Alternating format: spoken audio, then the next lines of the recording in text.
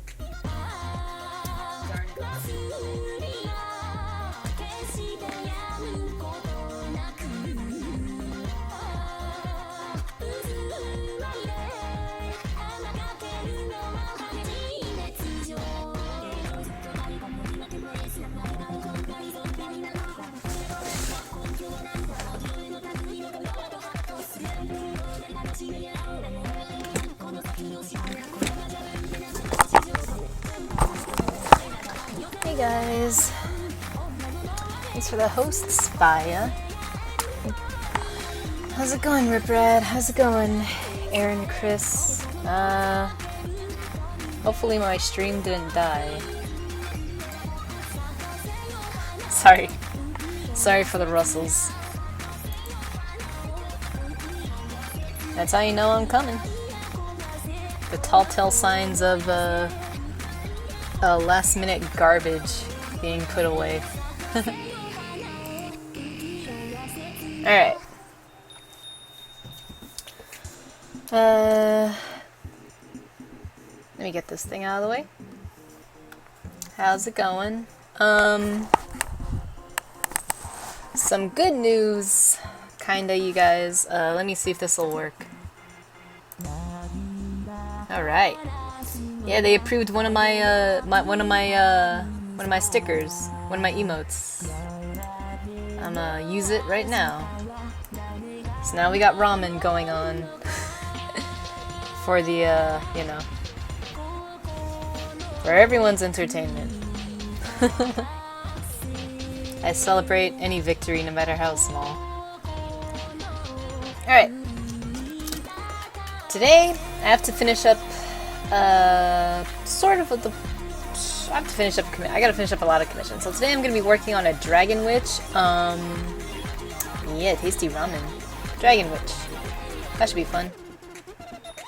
The concept was this person's going to enter a cosplay contest and they wanted an original concept, right? So we decided to have like her outfit. I mean, I have to change her hair. We're getting rid of the witch hat motif and replacing it with other stuff. Yeah. Whoops. Wrong link. So that's how she looks so far, but I have to change her whole head. We were coming up with other things to do to try to make the witch hat motif kind of work. But in the end, it's not working out, so we're just gonna trade all of that out and give her fancy hair ornaments, you know? So tasty! Yeah, I'm waiting on that Poogie to get approved, Redith. Alright, so... what is this? Oh, that was like... This is what it used to look like. Because I'm just like, well, maybe her hat could be the hair and blah blah blah. And ultimately, it's not what we ended up going with. So I just pretty much have to clean this up. The hell's this? Oh, that's that.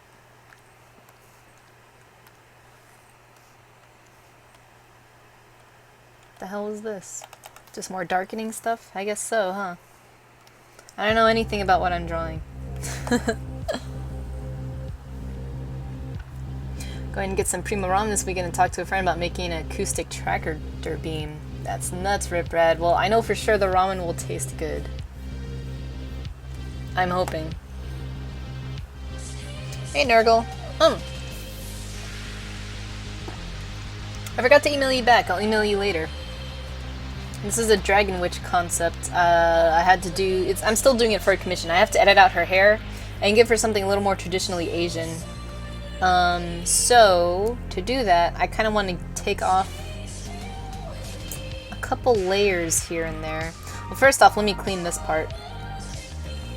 Because we kind of wanted this to... the dress to symbolize the mythology of the carp becoming dragon, right? That's the whole concept behind this. So at the bottom of the skirt, you'll see a bunch of carp swimming on her stuff. And you'll see like this lacy stuff kind of like mimicking waterfalls, right? And so there's that ancient Chinese myth where, you know, if a carp like, you know, swims upstream all the way to the top of this waterfall, it becomes a dragon, leading to like her shoulder pads and her more like draconic armor and stuff up here. So, a little dragon tail wrapped around the booby. But we have to change her hat, because she was originally supposed to be a dragon witch, but the witch hat is just not cutting it. So, yeah, it becomes a dragon. I don't know why. I guess it's supposed to represent, symbolically, it's supposed to represent, look, even your biggest struggles will, like, even the lowliest thing can become the most greatest divine thing, you know? Just through struggle and strife, you can become a dragon too. Is it a new emote? It's weird. It only shows up in the stream videos, not my chat box. It's like at the little, it should show up in the little emotes by the little list. When you click the viewer list, the little emote there. And it should pop up there. If that's not how it works, I don't know. I'm not exactly sure how Better Twitch TV works entirely. So you can take everything I say about that with a grain of salt. Okay, where the hell are these fish? What layer are they on? Oh, there they are. Dragon from Flight of the Conchords. Yeah, make sure your Better Twitch TV is on. Is it some lunar? Actually, no, this was commissioned around Christmas of last year. This is just this person wanted a witch concept but the thing is, in this cosplay contest she's entering, her outfit needs to tell a story, so that's why we kind of went with the whole carp becoming a dragon, because we were looking at Asian stuff, we like the dragon armor, and we kind of like, you know, like, I kind of like, when I saw the dragon armor, I was inspired, like, oh, we could tell a story with that about, you know, with the carp and all that, because I've seen a couple, like, you know, Chinese or Japanese paintings of, like, carp or koi, like, and that looks like really cool designs, so that's how this came up with. So, let's, clean this up a bit.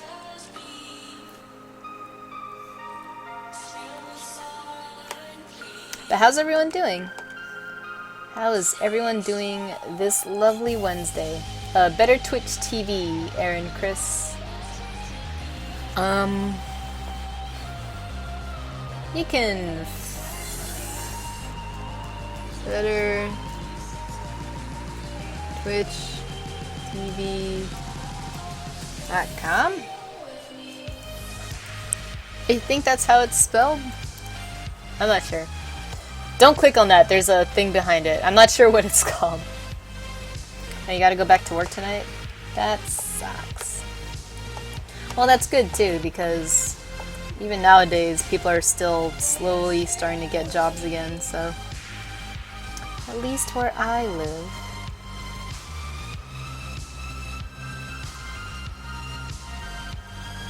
So any work is better than no work. That is for sure.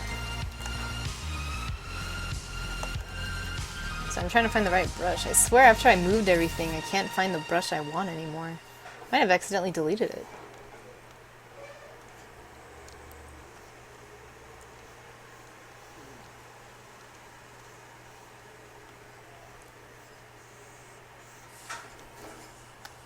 Let's just put it there.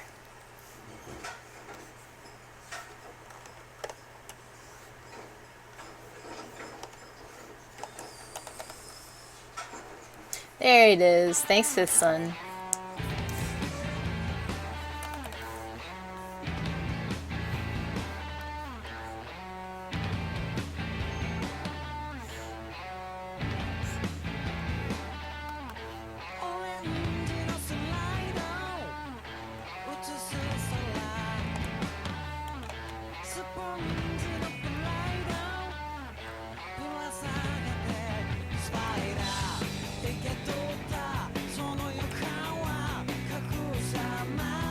Always a good time for foodie cootie. Sorry guys, I'm trying to find one more layer. Okay, here we go. Now we can get down to business.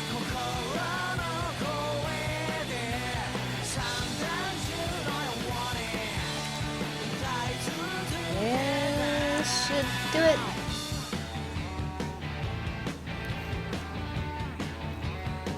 Wait, something's wrong.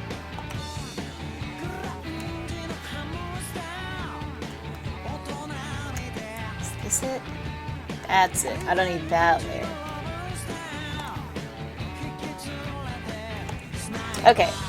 So what I'm gonna do is I'm gonna merge all the layers, all like the sketch layers, merge them all into one thing, and then I'm just kind of gonna paint over it. If anything, just to save me time. So let's get rid of all this stuff up here.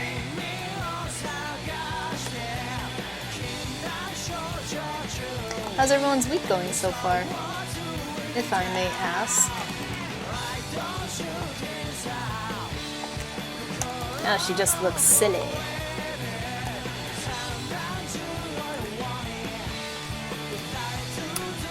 How do you come up with your trademark? I notice you have it on commission pieces. I've been kind of meaning to do a new trademark. It's actually just my name. It's just my name, because my name is Leah, right? So it's L-I-A. Look at that. And I just made it a brush. So I don't have to keep, so I can just sign all my checks in a second. But that's how I came up with that. Am I hyped about Furikuri return happening? Yes and no. I'm always apprehensive about old IPs coming back. Sometimes it's really cool. But me personally, as much as I like certain things, I don't mind if there's not going to be any more of certain things again. Yeah, the L's an upside down, Leah. Like, as much as I love Silent Hill, I don't want any more Silent Hill games because the number of bad Silent Hill games outweigh the number of good Silent Hill games at this point. And once it hits that, I'm kind of done with it. You know? I'd rather... I don't know. I mean, people can still make it. It's kind of like Star Wars. Like, Star Wars is alright. Me, personally, I know I'm never going to get excited about it as I was when I was a kid. And I feel like if there were no more movies being made, we wouldn't be missing out on anything. It's kind of like the potential for more bad things to happen is too great, you know? So me personally, I prefer things I like to stay the way they are. And then people can just make new things. But I understand the need for success, so I might as well cash in on something that's already a proven success before you even have to explain the story of it. Thanks, AD. So I started a short comic involving a girl with horns for eyes yesterday. I don't know. That sounds cool, Faya. I dig it. I like girls with horns, though, in any shape or form, so... I once drew girls with horns, you know, for nipples. That was weird. No one will ever see it, but... Good going at gym. I have next 2 days off for donation stuff. Makes me hungry. Ramen makes me super hungry. You saw the Silent Hill movie yesterday? Yeah, it's alright. I don't hate the Silent Hill movie. I just don't compare it to the game at all. Can you share a character concept? Yeah, share Reddit. Share for the whole world to see. I'm gonna have to stretch and skew this lady.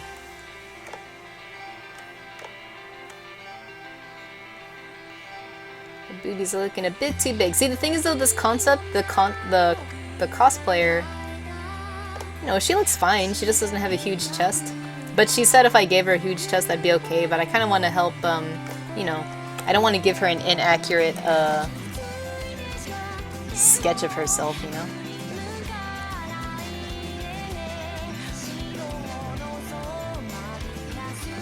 What the heck? I thought I did that. Oh no. Whatever.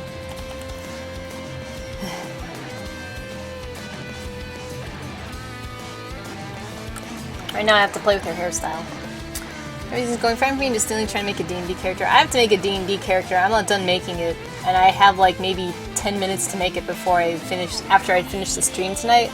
Because I was looking into characters to make, you know? And I want to make a new like homebrew class that's 5th edition approved. So, yeah. I'm gonna make a galvanizer. That'd be cool. I'd love for more great Furikuri, but chance of it being more amazing as slim to none. Okay, agreed. I'd love for more great Furikuri, but the chance of it being as or more amazing than the first one is slim to none. So essentially it's a big risk to water down the IP instead of having 100% awesome. So another thing too is like when you're making something that had such a huge gap between its original release, you know, you're gonna deal with a new audience. Like I feel like young people today won't really get into Furikuri so much, you know? It's kind of weird. I don't know, maybe there's a lot of young people that like, Furikuri. Me, personally, I don't know any. Maybe you guys do. But when you make something for a new, like, it's kind of like The Simpsons, right? I think any of us, if we watch The Simpsons, we're gonna hate it now, all the new episodes. I don't know how a young person feels about The Simpsons, but I feel like that's what they're written for, you know? Like, this is no longer a genre meant for me, right? It's just like they're writing this show not for its original fans, but to bring in new fans, which is fine. But at the same time, it's like, there's nothing for me here anymore. They have to like change the way they deliver jokes to kind of keep up with the Family Guy pace and all that. And, you know, much to my dismay, but maybe it's working. Otherwise, why are they still doing it? Making a bard. This is really cool with her at. Nipple horns, I should have thought of that. Okay, I'll explain this bit first. In my series mythology, everyone has access to this ability, but only those who become aware of it are allowed to use it. This power is physically conjuring the energy of your soul to harness it as your wish. Oh. So it's kind of like Ki, or Chi. Battle violin. Nice, Fifth Son. Galvanizer. I'll send you a link. They're metal benders. D&D 5e. Galvanizer. I mean, we're gonna have to nerf it a bit. Probably play it off more like a monk. But I kind of like... Because I used to play an elemental monk, right? And this kind of feels similar, just with metal. Check it out. Instead of... Oh, yeah. It's a homebrew class, though, right? They just kind of, like, edited it to, like, fit, you know, D&D 5th edition pretty well. But they're approved, so... They're not completely broken. I'm still gonna nerf the character. We're old now. Instead of Furikuri being about coming of age, it's about paying rent and bills. Yeah. I like Furikuri. How young are we talking? I don't know. Like, Furikuri came out when I was still in high school, you know? It's, or when I was starting college, one of those. It's an old anime. Like, maybe it came out 2000, when did Furikuri come out? Early 2000s, you know? And I didn't see it when it first came out. I saw it after a friend was, like, practically telling me I'm being an asshole for not watching it. So I saw it kind of late in the game. So I just feel most anime I watched in high school, a lot of young people don't watch that anymore. You know, a lot of people now say, oh, their best anime of all time, like, they're, like, you know, how do I say that? Yeah, Furikuri's super old. It has really good animation, though, that stands the test of time, in my opinion. But you know how, like, a lot of people say, yeah, like, the best, most epic anime is Dragon Ball Z. You have a lot of young kids saying that about One Piece and Naruto because that's what they grew up with. They didn't grow up with Dragon Ball Z. You know, it doesn't mean one is more epic than the other. Well, maybe, I guess that's debatable. But, you know, I can definitely see how, if you didn't grow up with Dragon Ball Z, that's not going to be your end to all epic you know, your epic, you know. A lot of kids didn't grow up watching Berserk, and to me nothing gets more epic than that, but a lot of them aren't going to watch it. They're going to watch the shitty one. Sorry, the new one. I think it's not even debatable how bad that one is. They are just not delivering their best with that animation, it feels like. So, ugh. Poor Guts. How the mighty have fallen. My DM sends me cool homebrew stuff. I'm playing a druid. I haven't played a druid yet. I've played a shaman. I wonder if that's the same. Excuse me. The character will have aesthetic inspiration and heritage from Indian Chinese culture. In terms of fighting, she will have serpentine themes. Personality-wise, she doesn't care what she does in battle since she has rejuvenation capabilities, so she goes all out, snapping her body if necessary. Not like a contortionist. She actually permanently destroyed her arms for this and now uses power to conjure bladed ribbons for arms while fighting. Nuts. Your poor character. So you're one of those people that creates characters to torture. I can get behind that.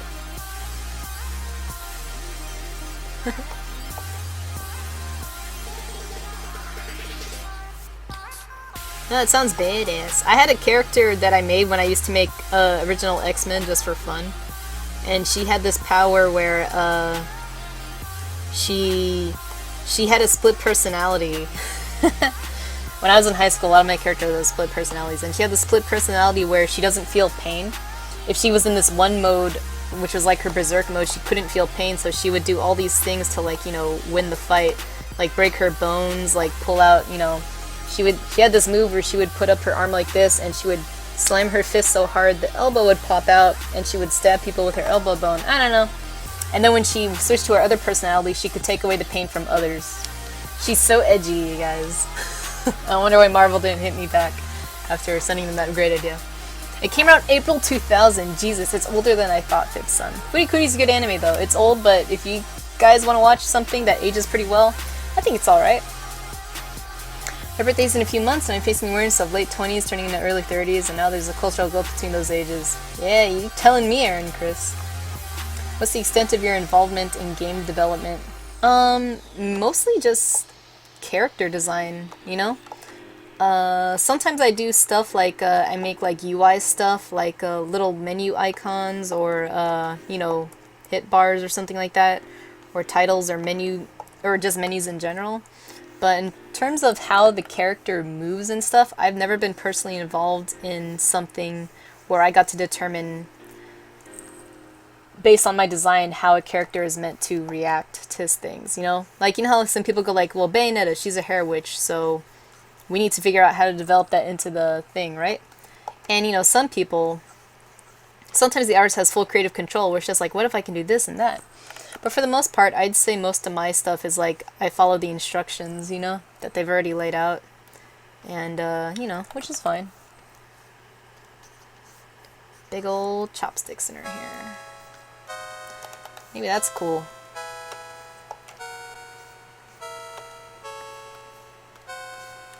Sorry, I'm a little scatterbrained right now because I have like a lot on my mind. So if you guys want me to answer a question, I'll do my best to answer it. But if I'm not clear on my answer, feel free to ask it again.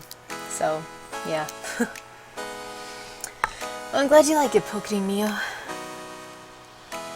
I think the divide is that all the kids in their 20s now have never lived without the internet. When they were coming of age, they did on social media. Yeah, that's true. The internet kind of sped things up for a lot of people. She's just power hungry. Oh, so she's like a villain. Yeah, the new Berserk was bad. The first thing they did with the 3D was forget all they learned from 2D. Which is really so stupid because I love 3D animation and a lot of stuff. But yeah, if you don't know how to balance like your 2D and 3D sensibilities, you get a fucking walking mess.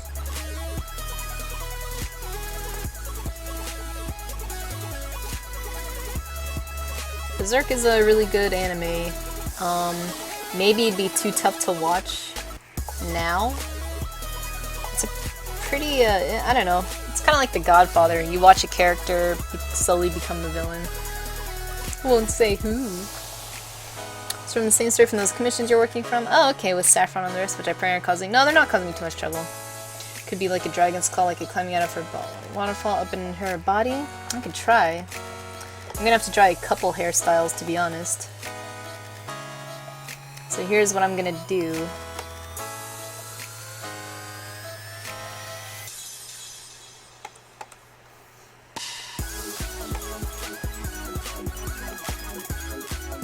I'm gonna make multiple things here. Usually I don't do this, but I figure this would be cool to show you guys. You know? It's like sometimes the first decision isn't the right one, or maybe you're just not sure about it. So just play around with it till it happens.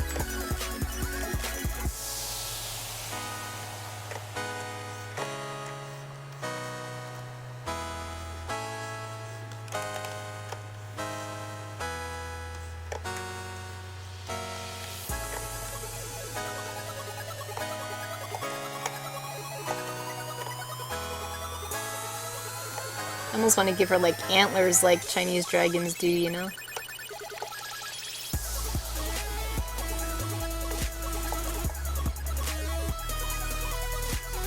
So this is almost like a crest.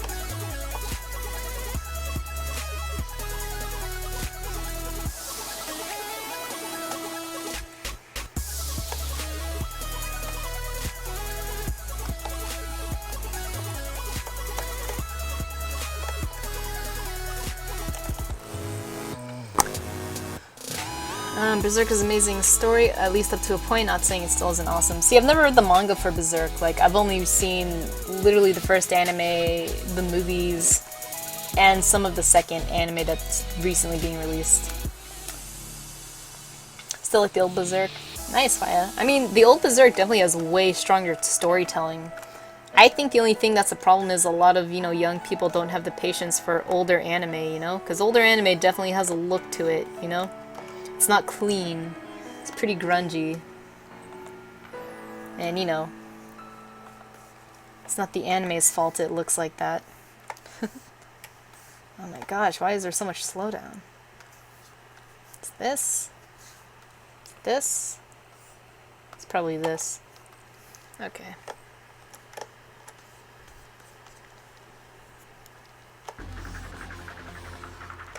Alright, Ghost in the Shell.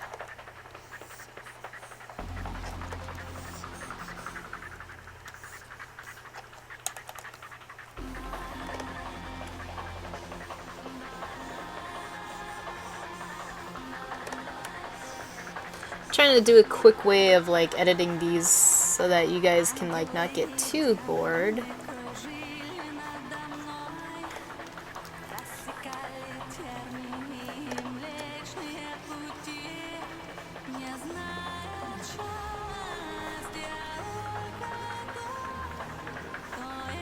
I think if I were to recommend someone, you know, Berserk, I would definitely recommend them the old one, you know?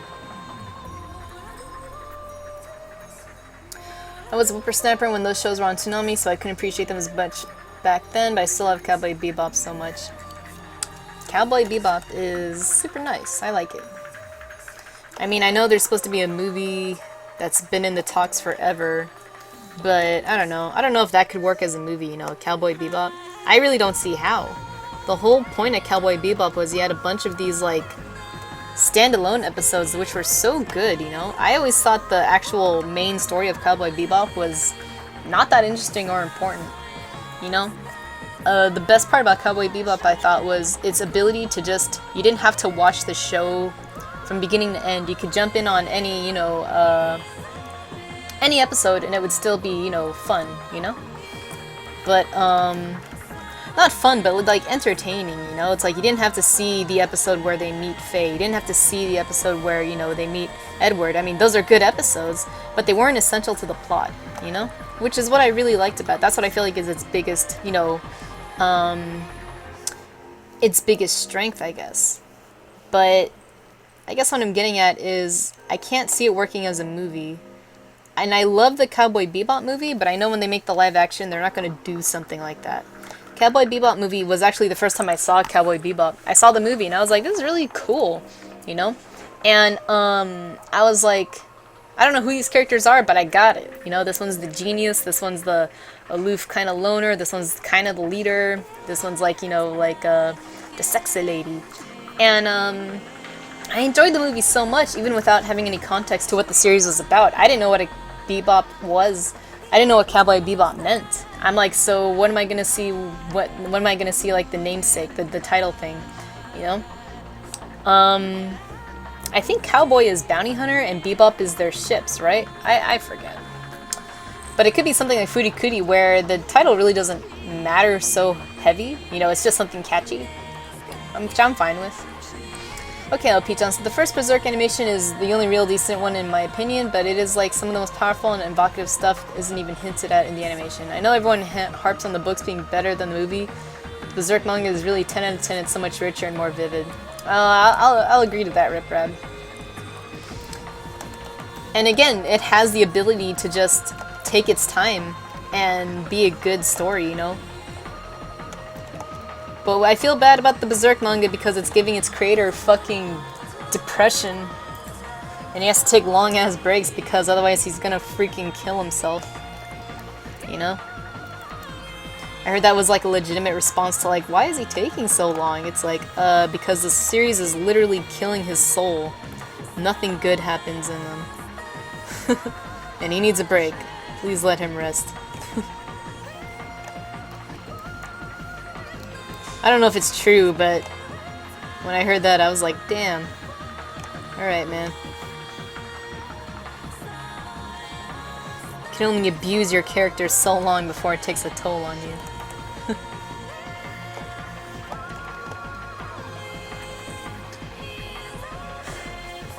Hey, Lushmoss. Hey, Natsack. Hey, Tempered Blade. Hey, everybody. I like that Cowboy Bebop was pretty much all flawed characters. Yeah. Well, Ein wasn't flawed. Ein was a perfect dog. I think Ein's only flaw was that he couldn't talk to them. Ein was perfect flaw. He was a true Gary Stu. And the entire DVD series is nice. Oftentimes the villains are pure evil and the heroes are pure good. Bebop. Oh, Bebop is the name of the ship. Okay. Firefly is a bit like that. See, I heard Firefly is kind of like Cowboy Bebop. Where it's just like, okay, you got like these people in space, they're kind of just a ragtag group, but they somehow managed all to pull together in the end. How my story entertain you, please, when I finally get them started. Hey, D, that's like my freaking, you know, wish too. When I actually get my freaking comics out. I mean, I kind of have one sort of out, but, you know, my stories are kind of just like... When it comes to the dialogue, I get so I ham up. I just get so like, oh, I don't know how people talk. At least live action is more of a passion project for Keanu Reeves, as it hopefully does it justice. Yeah. I mean, sometimes passion projects pay off. I thought the Deadpool movie paid off. Like, I didn't like all of Deadpool, but the parts that I did like, I liked a lot. So.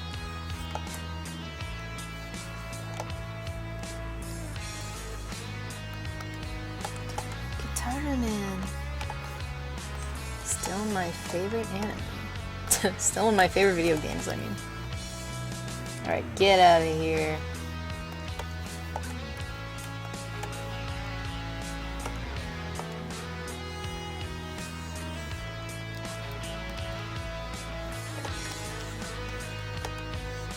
I'm getting a weird slowdown on my computer. Hopefully it doesn't interfere with the stream so much, but it is getting on my nerves.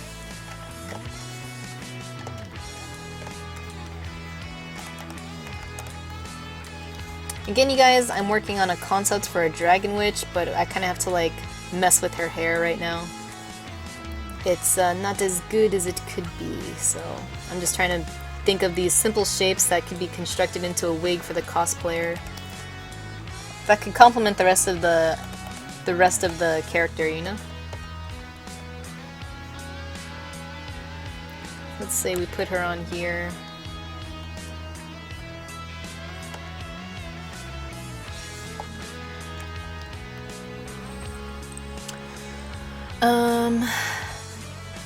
What's his name?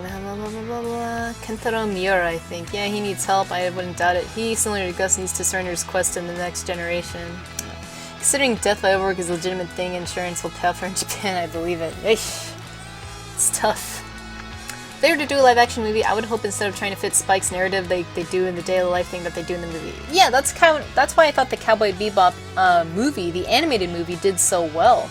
It didn't do anything to introduce the characters. The Cowboy Bebop movie was kind of just like another episode of Cowboy Bebop. This could have taken place any time during the series. Well, it definitely took place when all the characters were present and when none of the characters left yet. But it was nice because it's just like, alright, like the series was already over when they made this movie, so people were, at the time were like, oh, is this gonna be Spike comes back to life and Julia's here and blah blah blah blah. And it's just like, what was nice about it was it wasn't that. It was just like, no, it's like imagine if like, you know, Stranger Things ended, but they made a movie taking place somewhere in the middle of Stranger Things, and it actually turned out to be a good standalone story. I guess Stranger Things isn't a good example because there's no standalone episodes in it. I guess you could say the Star Trek movies are like that. Most of them are bad. That's another thing too. That's when my whole complaints about when you have more bad than good. That's when you stop making the thing, right? That's why I'm just like, stop making Silent Hills as much as I love them. Stop making, you know, in my opinion, Star Warses. I mean, you could. I just don't like them as much anymore. I've become so salty towards Star Wars in general, though, so.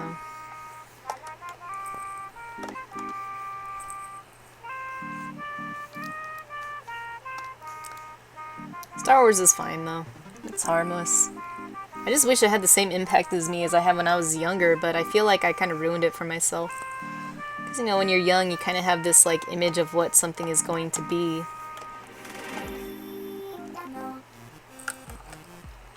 Oh, I know what I'm gonna do here. I'm gonna put, like, a halo.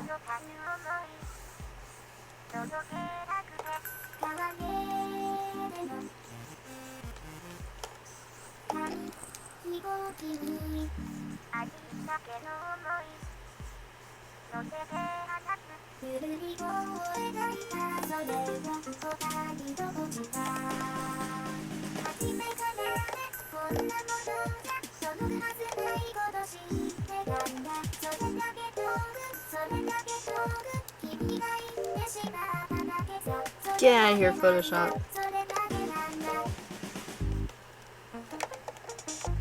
It's been super buggy on me lately.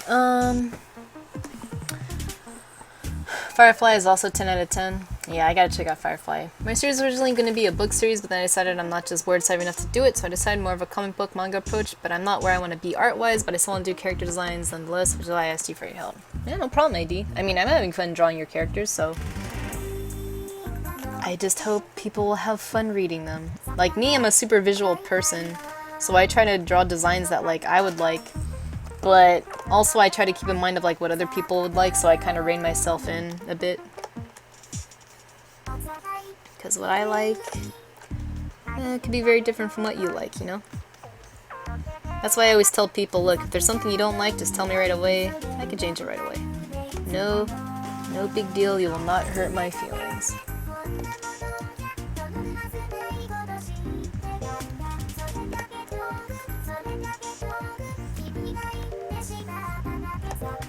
Give her some braids. Again, guys, I'm kind of just sketching these out. I don't have like a big plan on how this is going to look yet. I just kind of want to get these out to get to the commissioner so she can pick which one would be the best course of action, you know?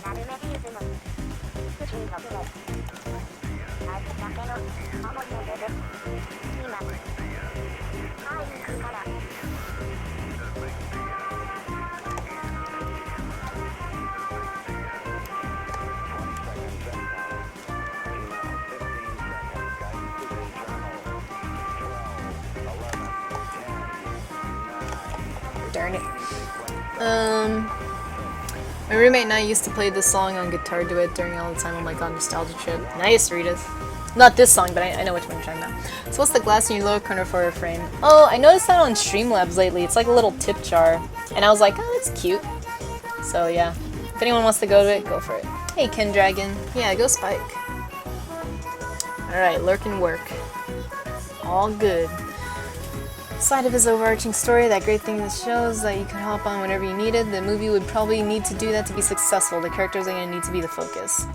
And you think you could design the hair into a fire-like silhouette? I could. Maybe I could try to do that. I'm almost want to like I'm stuttering, but besides that, I almost want to keep it to like a water kind of a feel, you know? Again, going to that whole thing about the dragon and the like the river and stuff like that. And the fish. Also, maybe I can like make this kind of like,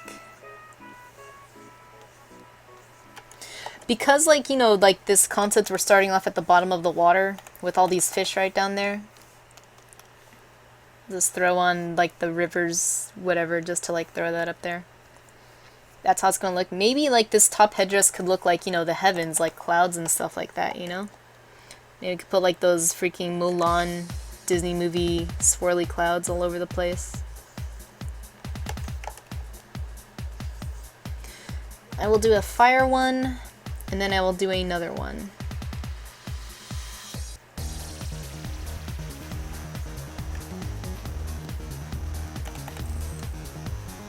Let's see.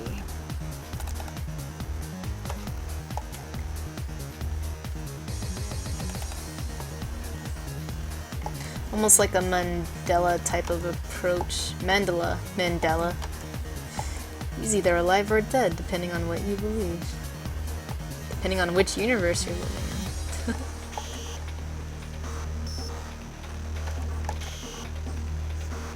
By the way, this is gonna sound like a weird question, but considering some of you are artists, some of you are just like, you know, lovers of art, how do you guys feel about performance art, you know? Like, how do you feel about people that, you know, it's hard to categorize performance art, but what do you guys think of it? Is anybody into that? I know it's pretty modern. Is it too weird? Is it too out there? Does it belong anywhere in an art museum?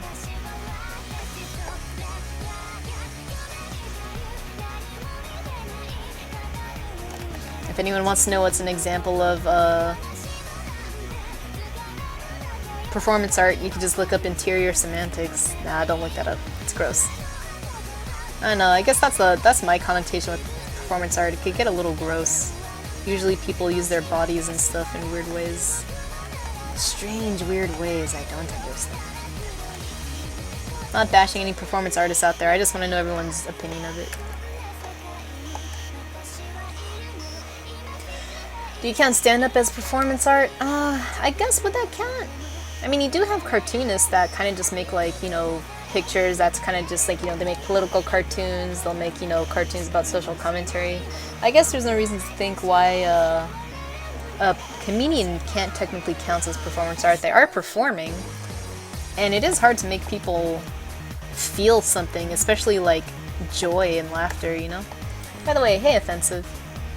I honestly don't know if I know about this stuff to really give a proper opinion. That's all good. Performance art, I mean, it really depends. I really think it can be really glorious, but as a new art form, the rules and what works, what doesn't, still being determined, so it's definitely a coin toss. Would Banksy count as performance art? Like, I know he's an urban artist and stuff, but a lot of his art has to do with not only the political or satirical or contemporary themes he works with, where he comments on modern society, but also where he puts the graffiti affects what he's trying to say. And to me, I feel like that goes into the territory of performance art, where he specifically had to sneak into somewhere that you're not supposed to go and put this big thing about the queen, you know, somewhere and all that stuff. I almost feel like he counts as a modern day performance artist because his art's trying to make a statement, right? He's not trying to make art that's pleasing to the eye. He's trying to like make you stop and be aware of your surroundings and, you know, your place in this world, or what you think your place in this world should be. That's what I get from his art. I also think he's a huge douche, but, you know, some of the stuff he makes is pretty cool, I'm not gonna lie.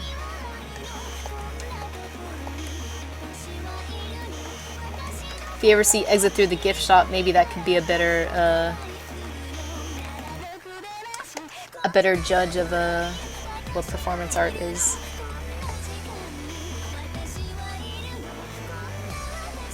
I've met my fair share of performance artists in collage. They were quite the bunch. I feel like all performance artists now are going out to protesting and being activists, so I feel like they're not really paying attention to their art as much anymore. You know, everyone's got their own priorities.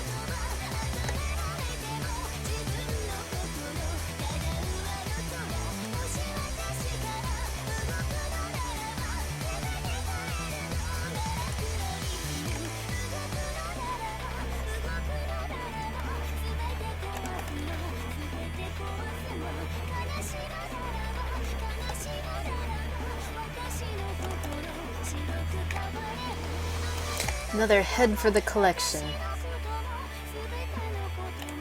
Alright.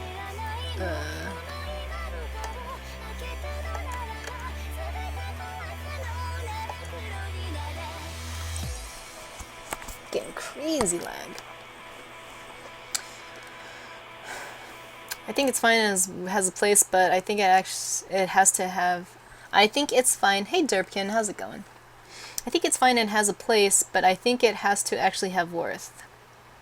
It's been a while. Aw, you're still sick? I hope you get better, man. It is not good to be sick. The older I get, the worse the sickness feels. More it feels like I'm gonna die.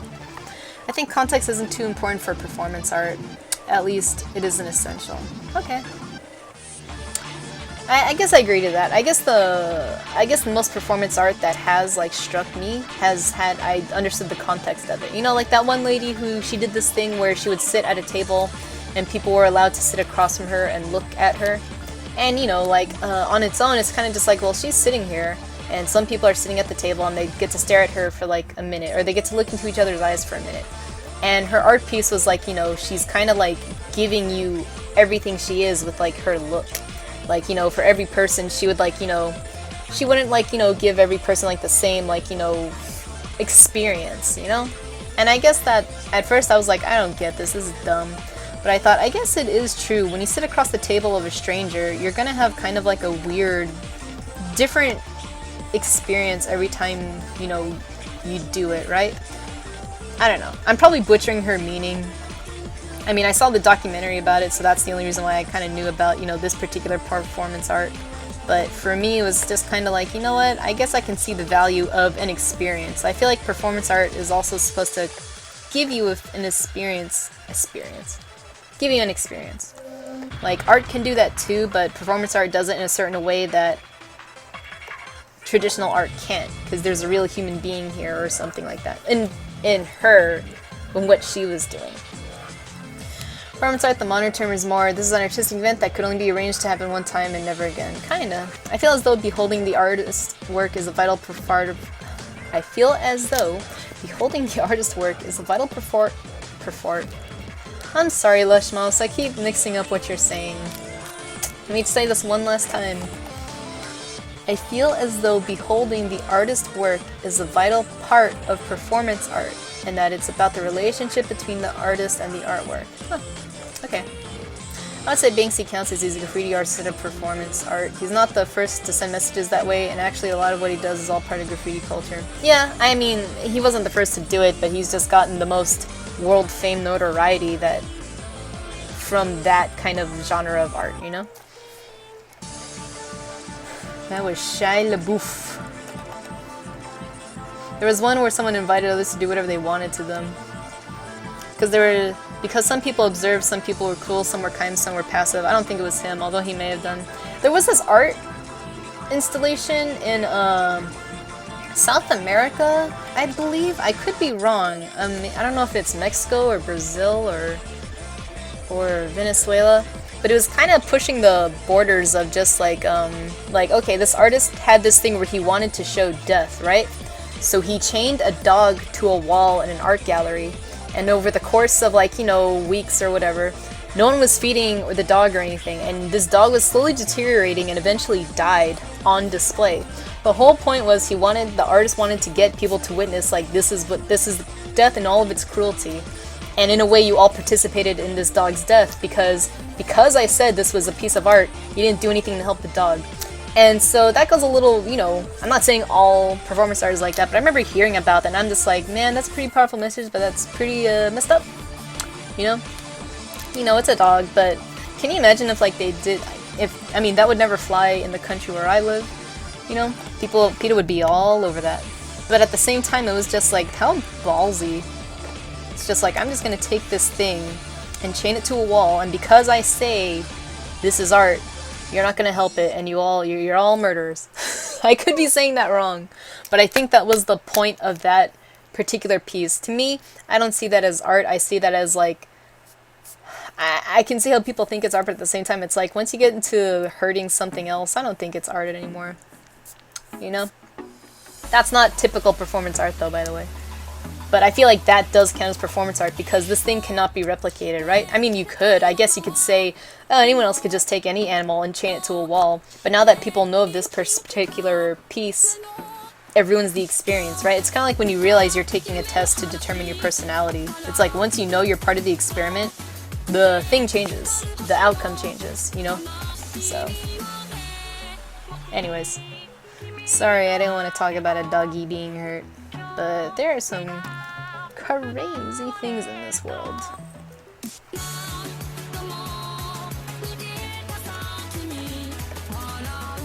Alright, let's get some more stuff here.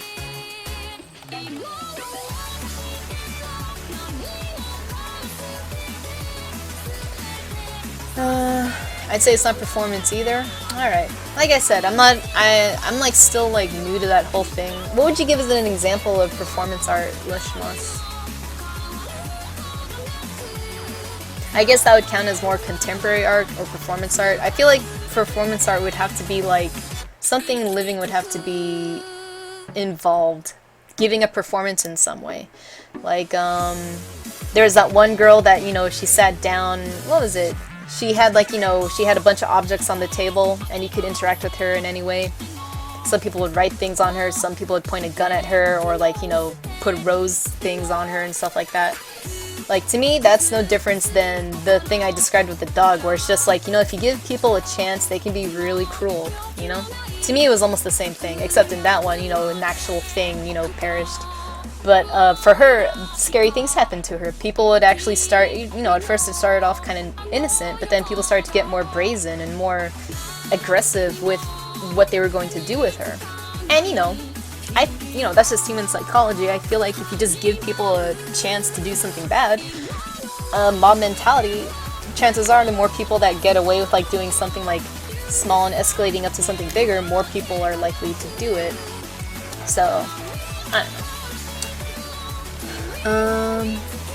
Some were cool, some were kind, some were passive. Although he may have done something along those lines, maybe there's something else, but he definitely did it. That was the one we wore the bag over his head with a bunch of torture tools laid out on the table with him. See, maybe that was Shia LaBeouf, because when I saw it, it was a girl that did it. But I don't know. I had a friend whose final thesis was a piece of performance art. He dressed up in a traditional costume and built a tent-like shrine with one open side, and he sat for 5 hours in religious meditation. That's nuts, Aaron Chris. What was his piece supposed to portray? Like, just, like, what was supposed to be the response to that, do I call it an installation when there's a person in it? I guess you would still call it an installation. Like, what was the point of the piece, if I may? I'm not trying to be mean, but I was kind of wondering, you know, what was he trying to achieve?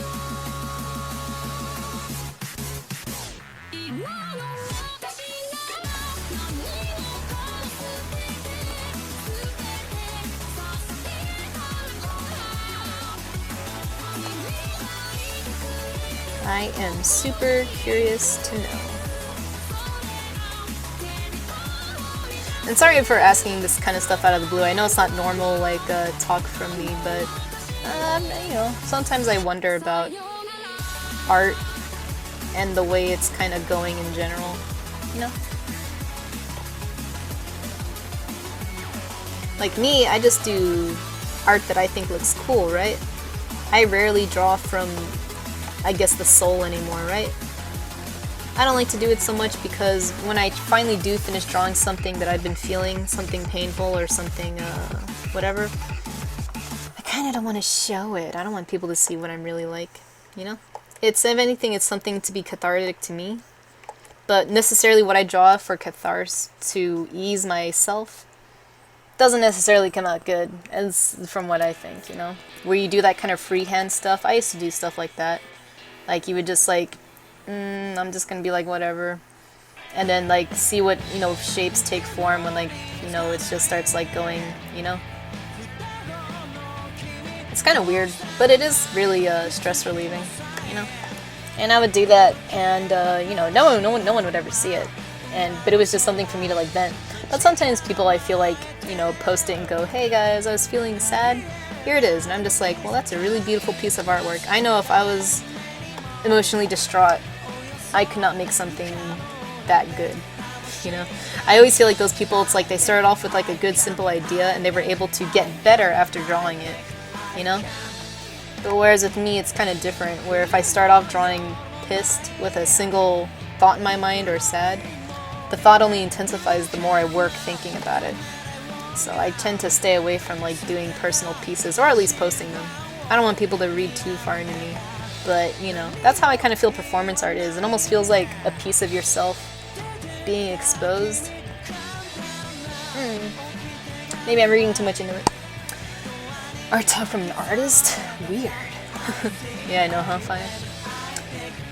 One thing that comes to mind is when an artist covered her arms and legs with paint and painted as she rides on the ground in public. Oh, okay. I feel as though there needs to be an attractive aesthetic to be prerequisite for performance, but not necessarily for art. I see. Would you, Let me think about how I'm going to phrase this. I think the goal was to expose a side of spiritualism that people don't normally see, like a religious version of artistic mood. You know your own, but seeing someone else in their most vulnerable moments is very different. I'm not sure how successful it was, but he was pleased and it was accepted for his thesis. Well, yeah, it was accepted. I mean, that's the most anyone could ever ask for their art, right? So, that's good to know. Good for him.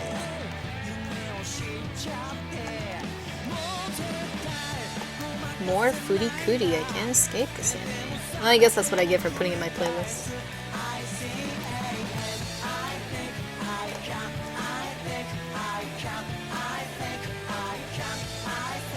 I think the last thing I heard about performance art was the whole spirit cooking fiasco.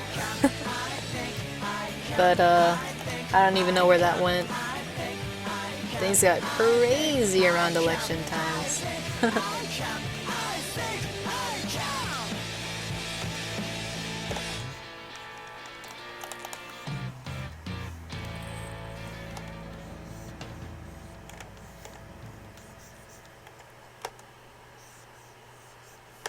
But, you know, anyways, I think the reason why I'm asking this is, like, some people make art for a real purpose, right? Like, to say something or to express something. But for the most part, the art that I show people is just trying to make things look cool. But I do envy people that are able to convey what they want in a very pleasing manner, you know? Like, from what you said, Lush Moss, things need to have an attractive aesthetic to it. I feel like when I try to draw from that, it doesn't come out looking nice, right? So, it's cool when people can, like, how can I say this? Express themselves in a beautiful way.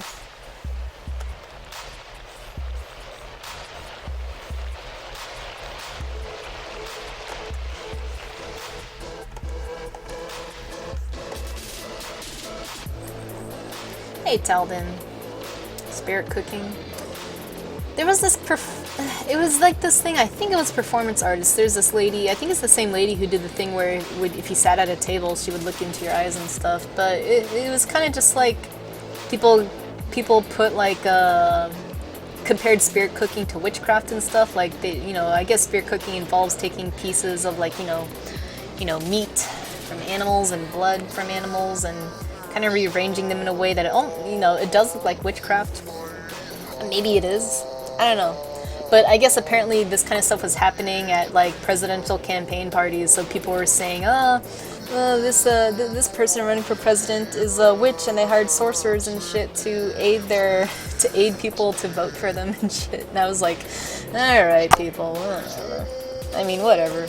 The rich and powerful do satanic rituals. Sure, okay. Does it really affect votes? I don't know. But it felt like so sensational. It's like, is this really newsworthy? I don't know. Like I said, things were getting crazy when presidential elections were coming up. Makes me feel bad. I'm like, just draw shit to look cool, but why? Yeah. It's weird. Like, I remember I used to read Imagine FX magazine, and this one artist says, yeah, if you're not putting a message to your art, why even do it? And I thought about that, and I'm like, yeah, why should I do it? I'm like, well, I like doing it, it's fun. But you know, maybe one day I can make deep art that will shake people's souls, but now's not the time. It's like when people are able to sing very beautifully, you know? I look at them in awe and I go, man. I'm like, anybody can sing, but to sing like that, with so much emotion and stuff that can make, you know, me feel things with this cold lump of lead heart that I have, that's really cool.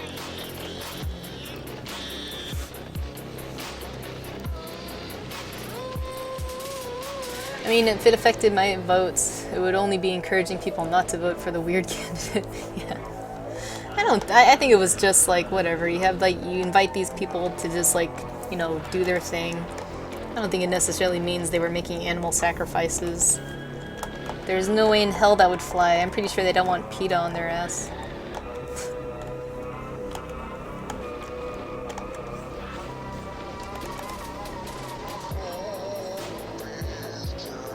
Kind of like looping her braids back here, and there's like a wing kind of sticking out of it. Alright, that's one more head. Whoops. We'll put this head over here.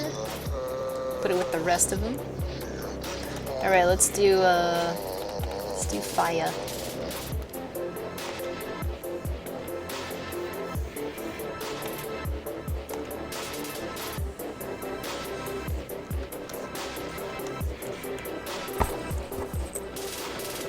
Aw, thanks, Talden. Hey, Kelly, you're actually here. I didn't know you'd be here for looking at this stuff. Sorry. Yeah, I'm kind of just like cycling through them, trying to get a general shape. So, yeah. Welcome to the stream.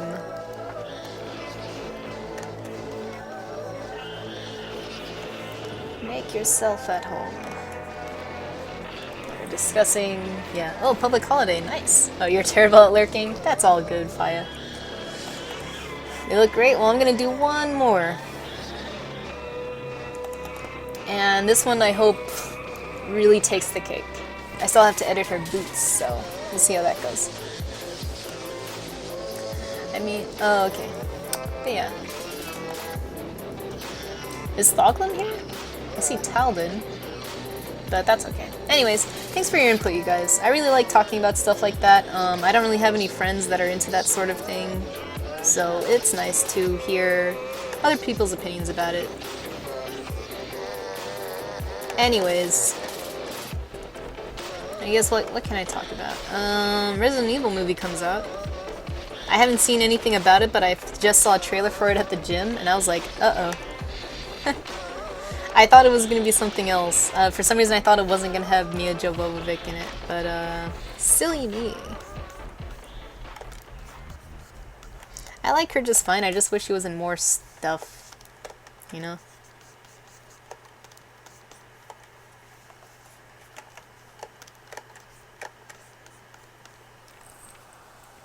I like the bottom one so much. Yeah, I kind of like that, kind of loopy. It feels like more feminine to me. I don't know, maybe the little eyebrows kind of do it too. Maybe. How would I do this one? This one would be pretty nuts. Let's see,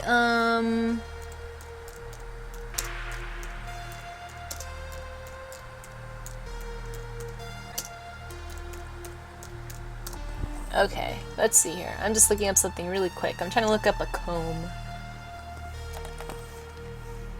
Okay. Let's do this.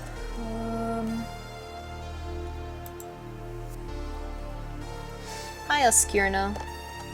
Welcome to the chat, everybody who came in. If I didn't say hi before, sorry about that. But welcome to the chat. Feel free to talk about art stuff, all you like. We were just talking about a pretty heavy topic. I don't know, I guess it was heavy. Maybe for everyone else it's like, whatever, but... it's hard to talk about feelings. I just want to be tough and strong.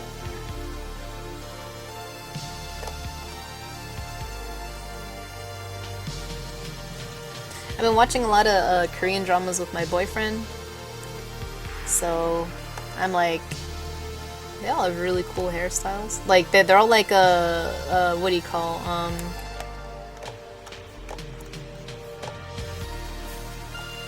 she has Mickey Mouse ears here. Don't worry, I'll fix it.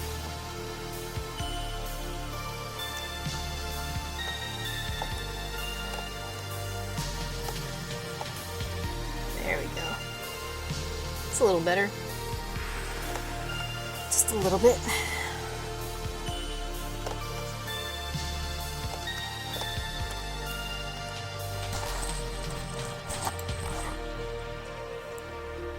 Oh, you saw Paprika the other day?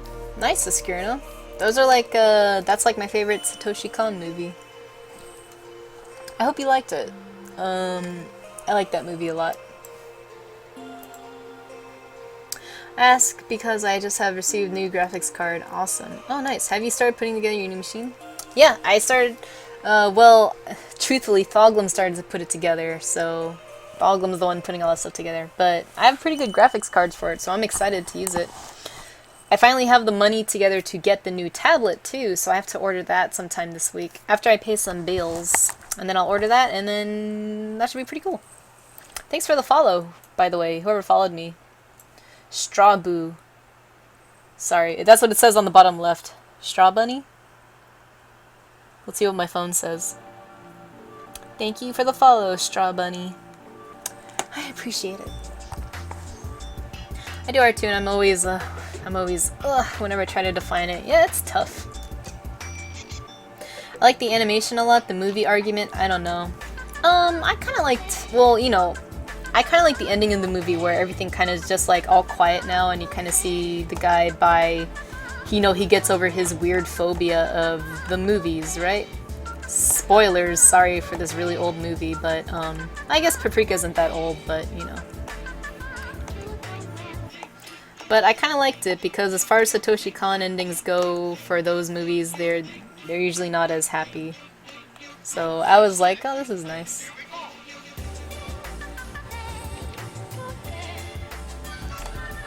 Oops.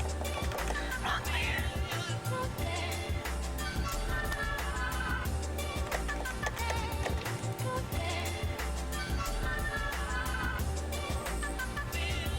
But, I don't know. I liked it. I dug it.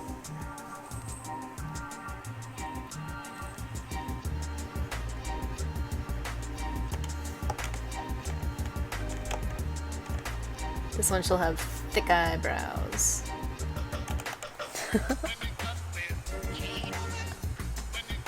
Spoilers! Sorry. Yeah, sorry, Fi. You should ban me. But, yeah, I don't know. I thought it was such a nice ending, but, it's such a shame we won't have any more movies like that from that, you know, director, you know? Ah, shoot, I lost my train of thought.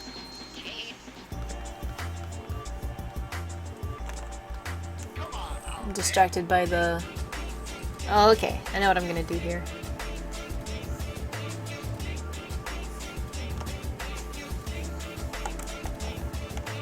Whoops. Again, guys, for this, I'm working on a Dragon Witch kind of concept, and I'm just playing with different hairstyles, right? This is the fun part of the commission, where we get to dress her up a bit more.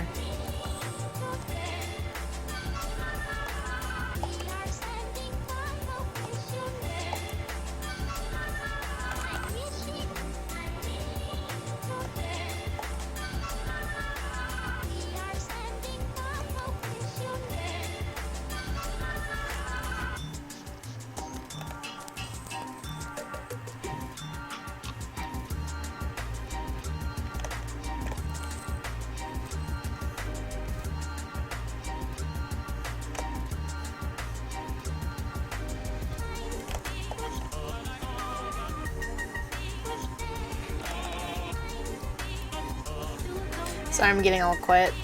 It's cause I'm thinking of stuff. I like these more than the hat, even though the hat was cool, it's more balanced like this. That's what I think too, Kelly. I mean, as much as I like the witch hat, it almost felt just too heavy for how heavy her gown already looked.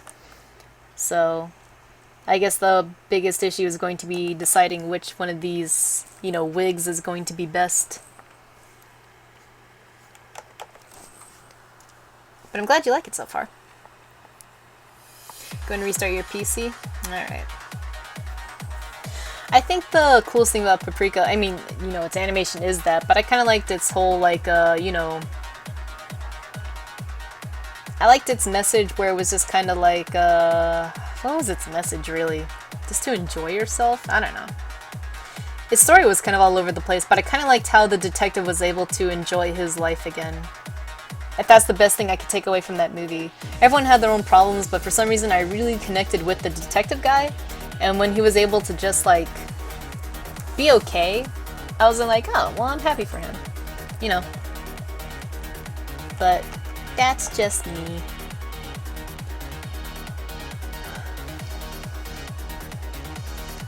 Who doesn't want Padme hair? Exactly.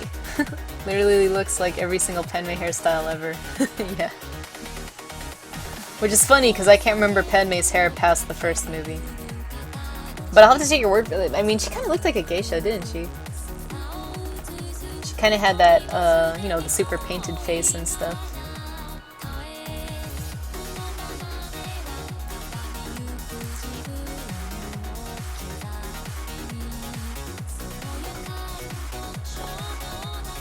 Okay, I'm gonna get rid of this stuff here.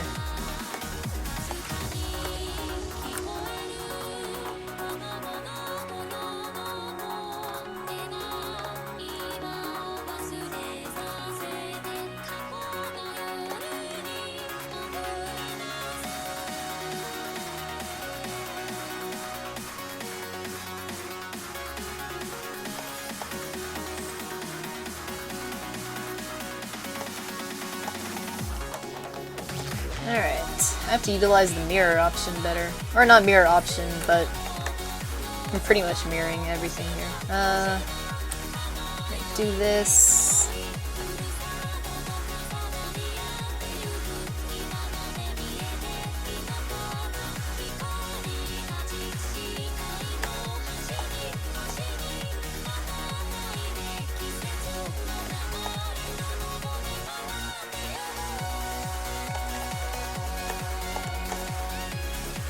Get out of here, Photoshop. Flip this around. Place it kind of there. And I saw this like image of a Chinese kind of like headdress. So I kind of wanted to put that on her head right here. But it had like these I really liked this. It was like these like strands just coming off her.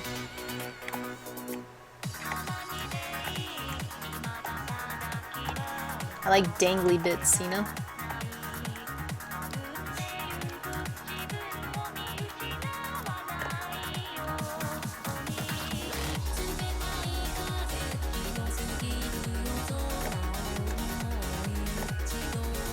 Kind of like these little beaded things around here, because I kind of like the idea of pearls, because I heard of a legend where pearls are kind of like dragon's tears, you know? But I kind of like that. Little... It's going to be hard, yeah. Hey, Samurai Sanosuke. How are you? Can you give a big happy birthday shout out to my best friend Josh Sardines? Sure. Happy birthday, Josh. Happy birthday, Mr. Can of Sardines himself. How old are you turning? Or how old is he turning? My birthday wasn't too long ago, so I'm still in the birthday mood. My PC just got a hellified performance boost. Aw, man, that's so cool, Talbin.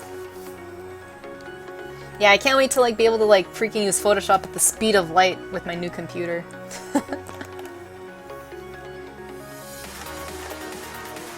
Thanks for joining the stream, by the way. Sanosuke, Sagara, sorry. I'm a big fan of Rurouni Kenshin, so that's the first thing that popped up when I saw your name.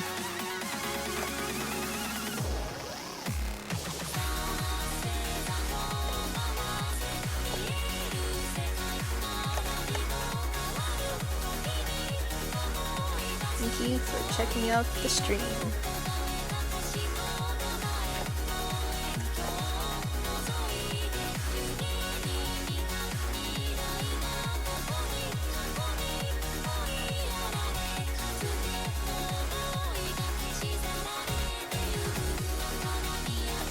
Let's make it even more elaborate.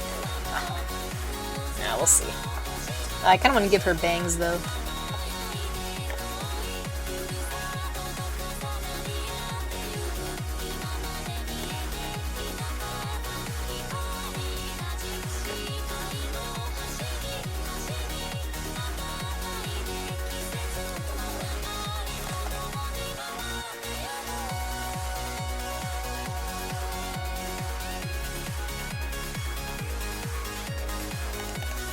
I just have to see how it looks against... I kind of like that around her face. It almost kind of goes with the motif of all this other stuff kind of cascading down. The kind of waterfall lace we got going on.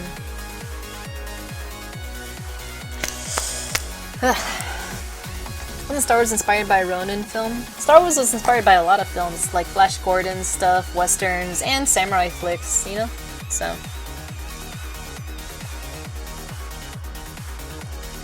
think the pearl design fits.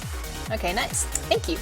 You're pretty quick. What device do I have? A Skirno. I am... Oh, let me do this. I just set up Nightbot. So, there we go. Nope, it didn't work. Oh, wait. There's an S. Okay, here's what I got. Nope, it still ain't gonna work. Anyways, I'm gonna fix Nightbot later, but in the meantime, I'm using Photoshop's Creative Cloud, which is kind of just pretty much like Photoshop CS6 as far as I can tell. I haven't utilized all its extra features yet. And I'm using a Cintiq Companion. I'm using the first generation of it, so yeah. But I'll have to fix Nightbot so that it'll do my commands again. That's a little frustrating.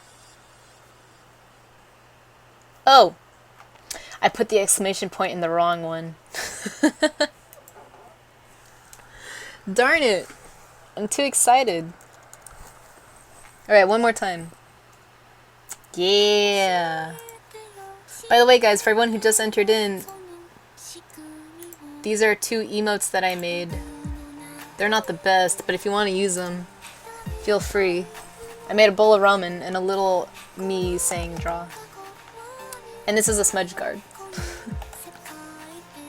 Anyways, back on track. Sorry about that, everybody. Hope you guys like Tokyo Ghoul, or at least the opening theme song.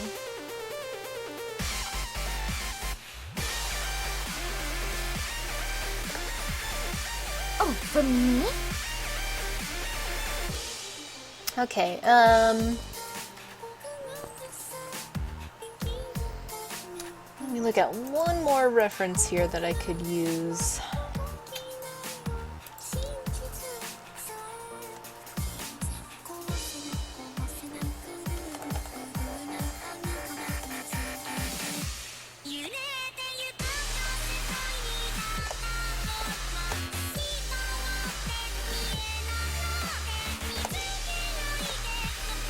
Me coloring these ribbons really quick.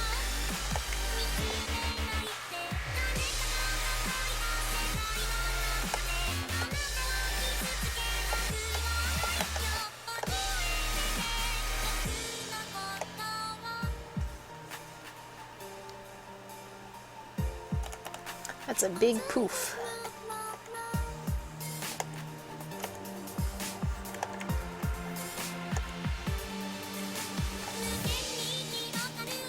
I hope the next season of Tokyo Ghoul is better. I didn't like how it ended, so.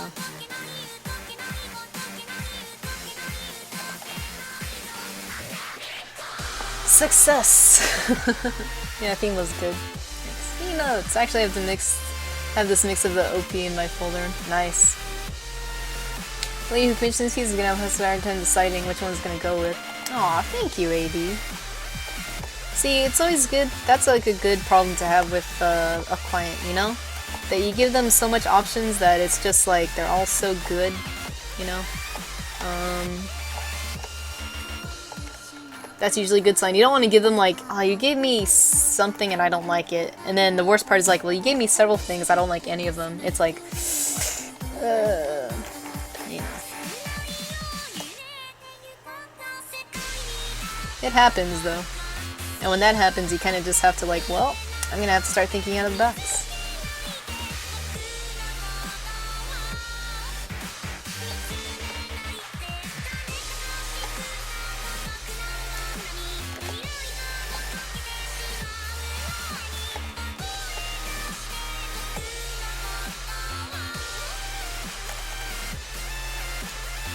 I think we'll just leave that with the heads for now.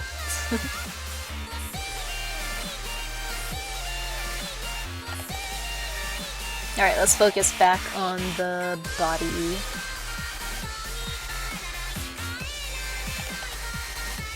Let's work on these fish.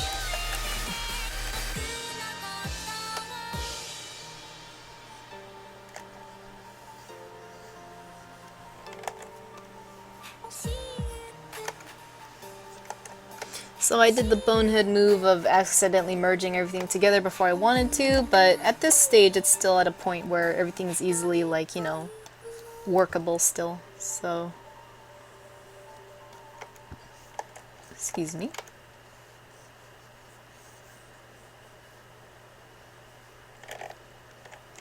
The carp were heavily referenced, because I'm trying to get that kind of like Asian look to them, like when they're painted, you know?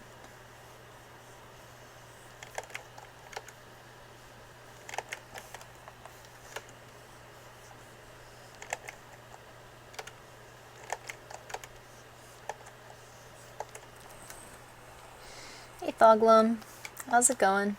You just got home? Nice. Yeah, working on a Dragon Witch. So glad you can make it. Also, I was fumbling around with Nightbot, but that was kind of my fault.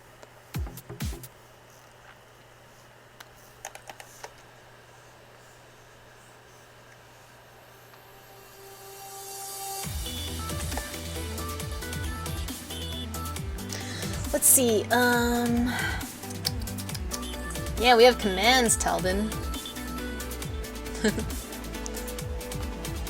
I feel bad about saying no to the disconnected limbs thing on Sake, but like I said, I had that concept reserved for another character. Yeah, no problem at all, AD. It is no problem at all. There's one artist I hired for landscape, he gave me 3 options, I was like, okay, now we have to decide to do 2 landscapes because I can't decide. Oh, I see. Sometimes, just because this is a real concept art thing, like that's why I always say, look, if you want me to draw a specific thing, give me every single reference image you have, give me every single descriptive info you have. I will do my best to nail that with one image. If you say, I don't know what you want, you're kind of forcing me to go. It's because some clients are one of those people, you know, no fault in their own. They're like, you know, I'm one of those kinds of people where I don't know what I want, but I'll like it when I see it. And those are the people where it's like, all right, look, I can give this, I can give this, and I can give this. But just to let you know, after this, I'm gonna have to charge for edits because I have to keep charging, you know, I have to keep redrawing this stuff. And I'm not saying, look, it's your fault, I have to keep redrawing this, but it's like, I don't know, I didn't have this is the emote that I made. But I'm not sure, Talden. I am not sure. I will say this, if you are doing concept art, be very careful with who you make the multiple sketches for, because you don't want it to become a habit where it's like the client's always going to expect, like, you know, 10 sketches from you for one thing.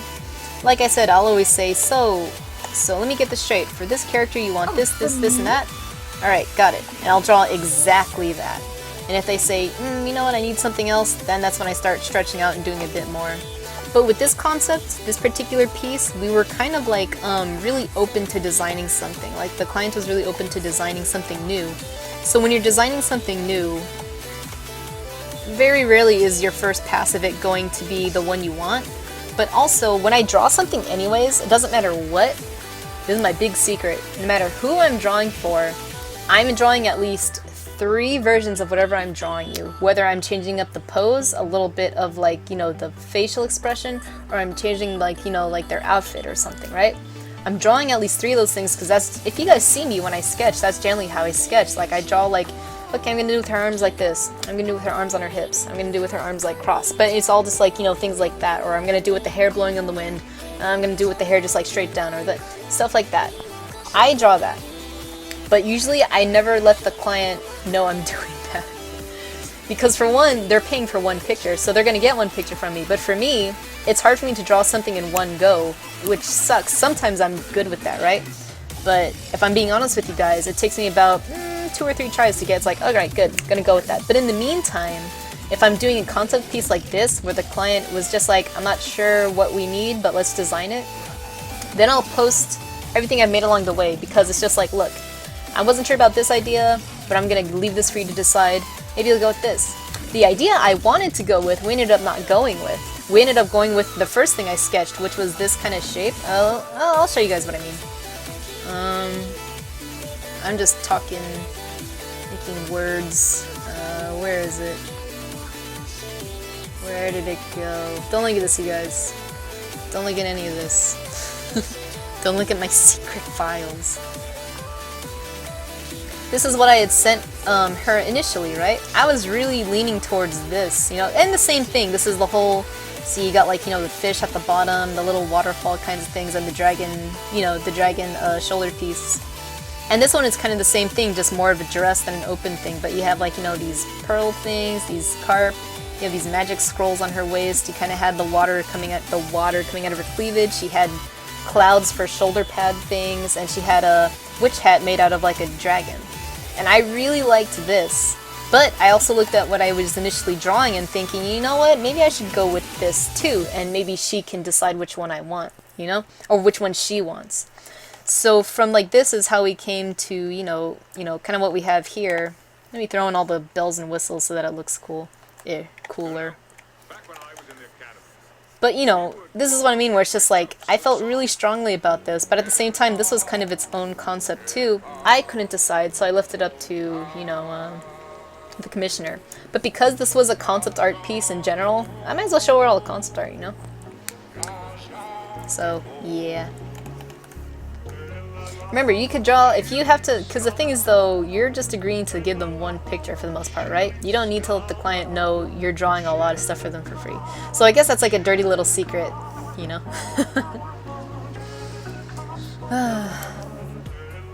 Yeah, I'm not sure, Talden. I mean, it wasn't approved before, because I just got the email for the ramen emote like last night. It's like, yay, it's been approved. So yeah, I mean, it was pending before. It was still there, but you couldn't use it, but now you can. So what I do, I just warn them that the edits will cost more, yeah. Would have been cool to see the alternate stuff you did for my things. Yeah, I mean, you gotta pay more. No, I'm kidding. I mean, that's just in general how concept art is to me, you know? I had the design for later use, I love it so much. Oh yeah? Okay. That's what I do too. Some designs that don't make the cut, I just keep for myself later on. You know? Sometimes the client will be like, can I actually have that too? And I'll be like, alright, for a slightly additional cost, like I can give you that design, you know? Because it's like, I can't help it if I don't know what I want when I'm drawing it, right? And it's just like, how do I explain this? It's kind of just like, you ask someone, it's like, make me a pizza, and they'll be like, sure. And maybe the first pizza doesn't come out right. That's like, oof, this tastes bad, I can't give this to them. Second one, it's like, it's almost there. And the third one's like, alright, good, perfect pizza. And then you're done with that, and then like maybe you're just like, you know what, the last pizza was pretty good, but you know, it was just really salty. I like salt, maybe the client doesn't like salt. I'll keep that for myself. And maybe some rando in the freaking pizza parlor is gonna be like, oh hey, can you just put like anchovies on that first pizza? I'll take it. And you're like, sure, profit, profit, profit. Either profit for money for someone else or profit for an idea for later, you know? It's just like, well, if that, you know, if this shoulder pad doesn't work, or if this shield or this sword doesn't work, I'll save the sketch. And I'll be like, okay, I'll just use this for like an illustration later for myself. I waste nothing. Because when you start doing concept art for as long as I have, you start to realize just how limited you are in ideas on some days. And you're just like, I gotta pull something out of my butt. Nothing's working out. I would have totally kept these hair designs because I have to make it into a cosplay. I have to think about how practicality and how it would look in reality and how doable it is. Exactly. So that's why I kind of have like some of these ones, like they're a little bit more simple. Like this would have just been, you know, behind the hair button, you just have this big old kind of Chinese coin with like these flat swirly cloud designs around it. Like that would be a really simple thing, but I think if I actually finished it, it might make a nice strong, you know, impression. And with this one, it's mostly loopy hair, you know, and you would put more, you know, I put like a wing design and comb. And exactly, and it's kind of just like, if none of these are doable, maybe the most doable one is like, you know, this one. For, you know, whatever reason. Then I could go into that and embellish it a bit more. So, yeah. But it's fun to draw the most crazy stuff for now. Yeah, don't look at my smut, AD. You were super descriptive, so that's why I thought I kind of nailed it from what you were looking for. I mean, I did draw like a version where she was holding up the fan a certain way, but again, it looks too similar to what I was drawing first for you, so there's that.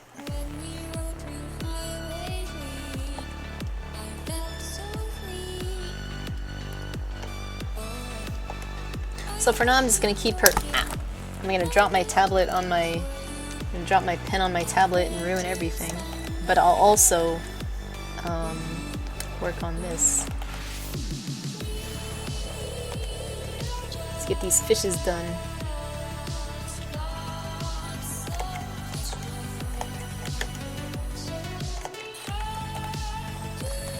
Cursey practicality. These are all doable. I just gotta decide which one. They're also pretty. Alright, Kelly. Well, I'll definitely send this over with all the heads intact. And, you know, if you need me to, like, draw the backside of one or something like that, just let me know. You know, I feel bad because this particular illustration is taking longer than my usual stuff. But only because there's so many ideas that can work, you know? I always had to keep thinking about that quote where it's like, there's so many cool ideas, but there's only one right idea. So it's just like, maybe I shouldn't go overboard. But, I don't know. I think the only cosplay I've made for myself has been super basic stuff, you know? So...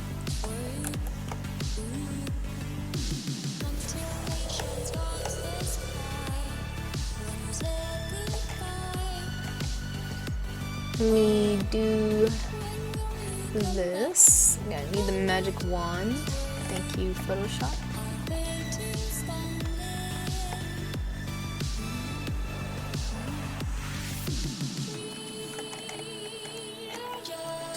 Now let's take,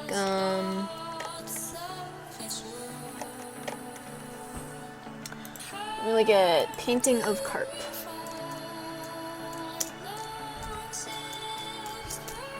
And see what comes up.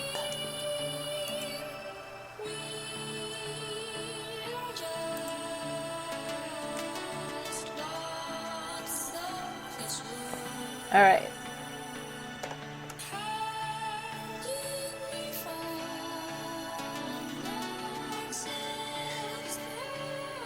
So I'm just gonna start adding just designs, kind of a bit abstract.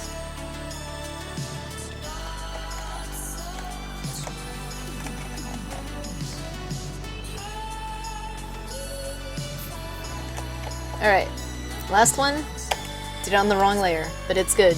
I noticed it just in time.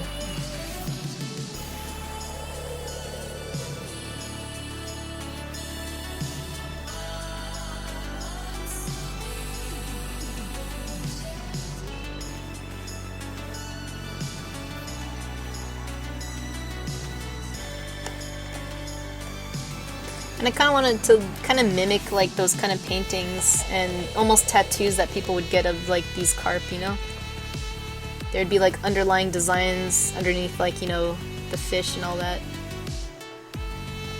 Almost like to simulate a water ripple, you know?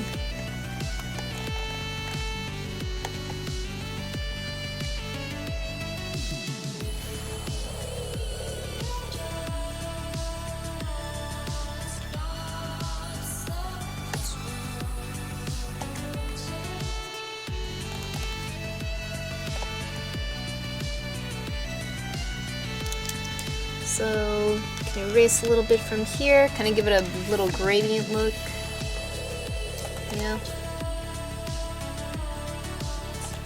I'm definitely gonna have to like mess with some of the lighting on it, so that everything doesn't look so super gray. Yeah, I was telling you you're picking the poses for my babies. Parasol's a clever idea. Well, thanks, AD. Dropping the put on tail is an important step many artists overlook. Thanks, Faya. My poor tablets. I feel like all my tablets had so many as you know, so many nicks in it because of all the times I dropped my freaking pen by just being a spaz. My poor tablets.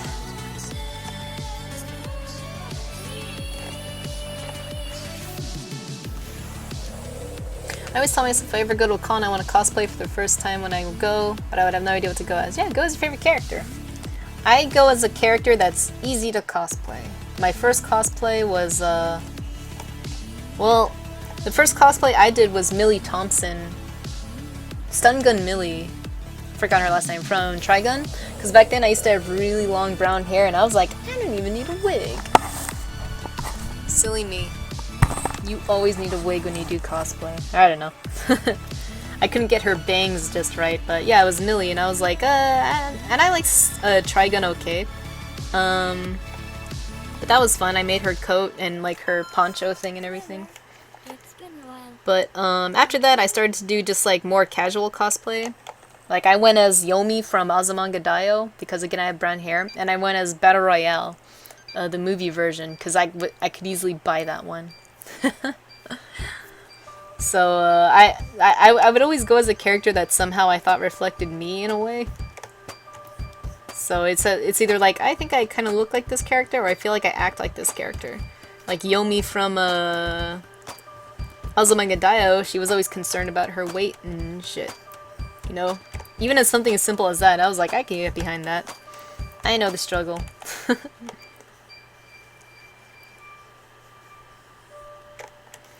But, I don't know. I've always wanted to go as some Metal Gear Solid characters, or as Heather from Silent Hill. But, I feel as I'm too old for her now. I don't think I can, cosplay a teenager anymore. Not with the way I do makeup.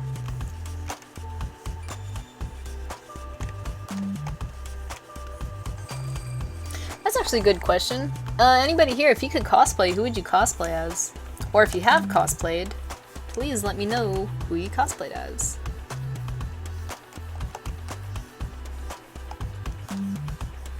I will say cosplaying in a group is so much more fun. Oh, and I also cosplayed as Margaret from Persona, and fellow artist friend Jessica, she went as Elizabeth. And I will say cosplaying as a group or with other people is so much more fun than cosplaying by yourself. You know, for one, it's less scary. It's like, uh-oh, I have to go out in public, I gotta go get some lunch, but I'm in my cosplay. And it's just like, it just feels better. Oh, I also cosplayed as Luca from Vocaloid, her Just Be Friends version. I guess I cosplayed a lot, actually, now that I think about it. I just didn't take a lot of pictures of myself, because I was never happy with how I looked, you know? I mean, I had fun. But I was also embarrassed. So, there's that.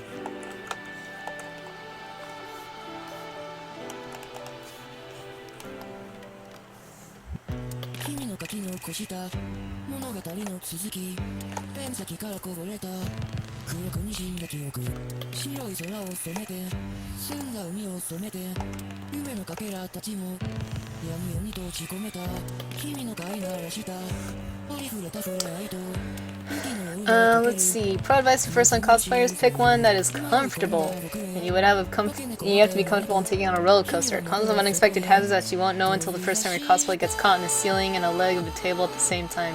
Oof. Cosplay is dangerous. Or you could cosplay as someone in entire battle armor. Not joking when I say that. I'm clumsy as hell. I would hurt myself. Yeah, I will say, if you're not used to wearing heels, consider bringing a pair of flats if you're going to cosplay as a character in heels. Because I got such bad blisters on my feet when I was cosplaying Margaret and Luca.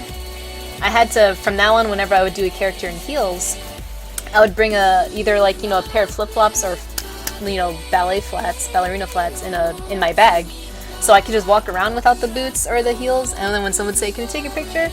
I'd be like, "Okay, hang on," and I'll have to like kick off my shoes and put on the actual heels and pose in them because I could not. I am shitty. I am terrible at walking around in heels. I never had practice. An inch I can do. Higher than that, I cannot. Maybe for like 30 minutes I can do that before I start feeling like, you know, ugh, like I can't sustain myself anymore. But that would be my advice to a female or even a guy cosplayer, because sometimes guys have to wear heels. But yeah, just bring footwear that you're comfortable with wearing for when you're just casually walking around. Cosplay as Dr. Freeman from Half-Life. Ooh, or Adam Jensen from Deus Ex. You want to be a guy with glasses, huh, Fifth Son? If I cosplayed as Jensen, I would even have the badge to match since we have the same last name. Nice. Nice, Mr. Jensen. Getting meta with it. Become one with the character. I did the current Gundam pilot, Mikazuki. He is small like me. Going to do again? Oh, nice. I'd like to see that, Rita. I know you're into Gundam, so that makes sense. Have you ever done a Monster Hunter cosplay, Rita? That'd be cool. I've always wanted to do Monster Hunter cosplay. I've cosplayed as Ventus from Kingdom Hearts. Ooh, nice. You made armor, Pokety? Dude, that's nuts. See, I've never made armor. I've made like some cloth stuff, like, you know, like some jackets and stuff like that, or tailoring, you know, jackets I bought. But that's pretty awesome. I have mad respect for cosplayers. I used to go to, like, you know, the masquerades and stuff at cons and be like, oh my gosh. I'd be like, that guy looks exactly like, you know, whatever character I like. I don't want you guys to know who I was fangirling over. You guys kind of already know, but yeah.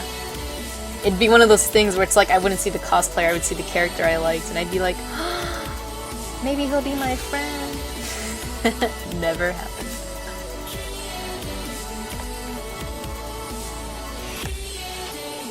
I gotta say, Assassin's Creed is awesome cosplay. I'm not a big fan of the games, like I've played them, but they're not my favorite. I don't hate them either, I just haven't kept up with them. But I love what their cosplay brings to the con scene, you know? They just look cool. I just like the way they look. So...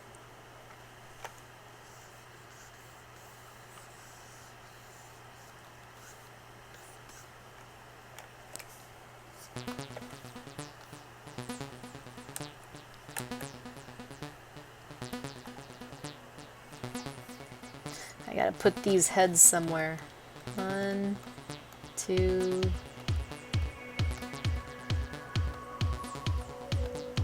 Where'd that last head go?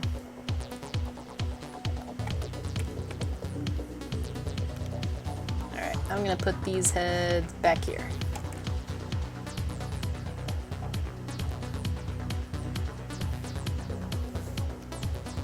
canvas size.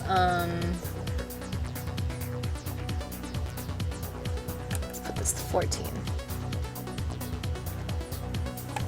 Give her a little more breathing room. Whew, how's that white treating you guys? I don't like to draw with the white background, it hurts my eyes.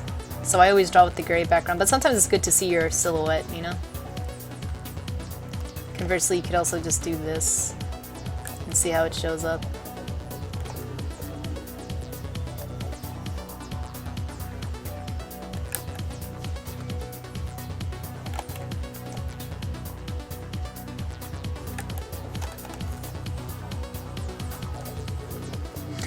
Let's see. I've cosplayed as Tomb Raider as a doll in one of my OCs. That was my first cosplay and it was a mistake. Tomb Raider was definitely the most fun, but I loved the doll one. I was building Gamera with armor from the comics, but I hurt my spine and had to abandon. I can't wear that much weight anymore. Oof. Sorry to hear that, Aaron Chris. I hope you're not permanently injured. I have a full beard and I have the same hair color and similar gruff voice. Nice fit, son. Different body type, though. The body is the hardest part of cosplay. I cosplayed as Ruby once for shits and gigs. For context, I'm a guy. Oh, I see. Well, hey, you cosplayed as... You weren't Ruby, you were Rudy. Haha. Whatever. Sorry, Faya. I'm done with crossplay. Always bring a repair kit. Stuff will break no matter how well you make it. That's good. Bring a little emergency sewing kit. I'm a dude, but I could totally rock some heels. Like, one of my favorite cosplayers ever was this guy that dressed up as, did anyone ever watch the anime or read the comic Detroit Metal City? He was, shoot, what's his name? The main guy in his full metal outfit. And, you know, he wears heels. So it was pretty funny. Like, he rocked them pretty good. But, you know, it was a manly cosplay, but he was still wearing heels, so, yeah. I feel it's hard for me to find cosplay. There aren't many black characters with glasses. I see, Talden. I mean, you don't have to be the race of your character, though, you know? Like, I see, you know, I've seen, like, I mean, I've seen plenty of Afro samurais. But I've seen, like, you know, lots of, like, you know, people... I don't know, I guess the ones that I see the most are like, you know, Vincent Valentine or like Cloud Strife or something, like black versions of that. Or Sailor Moon, you know. I'll agree that there aren't that many like, you know, options for like, you know, for like black people from anime because anime just doesn't have them all the time. But I feel like there's a lot of video game character options. I mean, if there's any that you relate to, that'd be cool. But I always feel like, look, it doesn't matter if you're the same race as the character, just cosplay, you know? I mean... A lot of the cosplay I cosplay, they're all like Japanese girls. I'm not Japanese, you know? It's like, like, I would just cosplay a character that speaks to you. Like, that, you know, like, so that's, I got into this argument with my friend about Garnet from Steven Universe. She argued that if a white girl painted her skin to be Garnet from Steven Universe, you know, that's blackface. And I didn't think that was the case. I thought, no. I'm like, she's trying to be this character that doesn't have her skin color, and, you know, if she wants to paint it, she can. I've seen plenty of girls who don't. And, you know, I don't feel like that should limit you to the character you want to play, you know? The character you want to cosplay. So, I don't know. I mean, I like people's interpretations of outfits, too.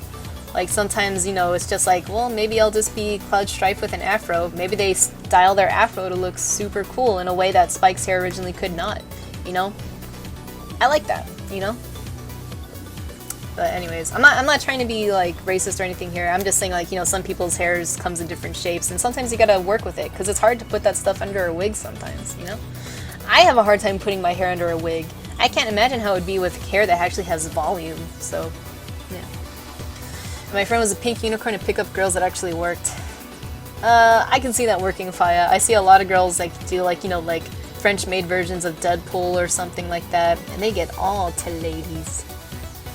I've always wanted to do Monster Hunter, and I have lots of building craft experience, but never armor. One day.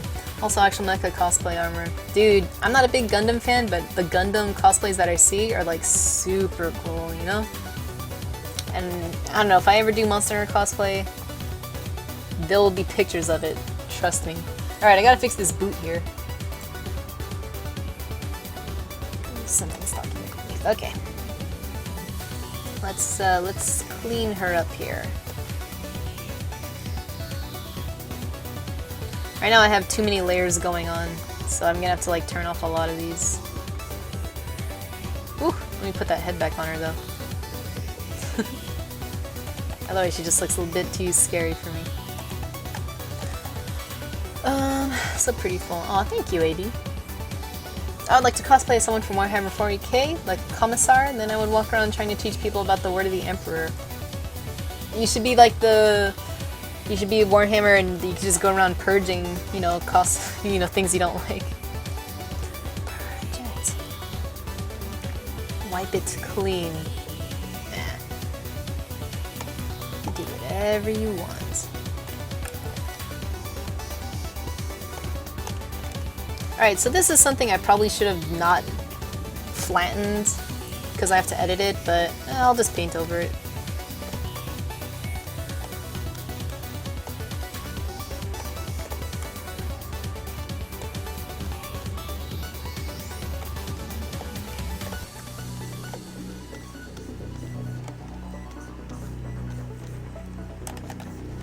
Alright, gotta blend this leg a bit.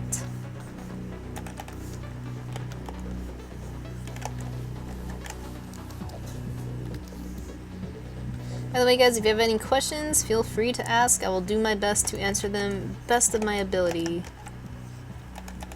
If you do not like the answer I give you, I'll try again. I gotta get better at talking to people anyways.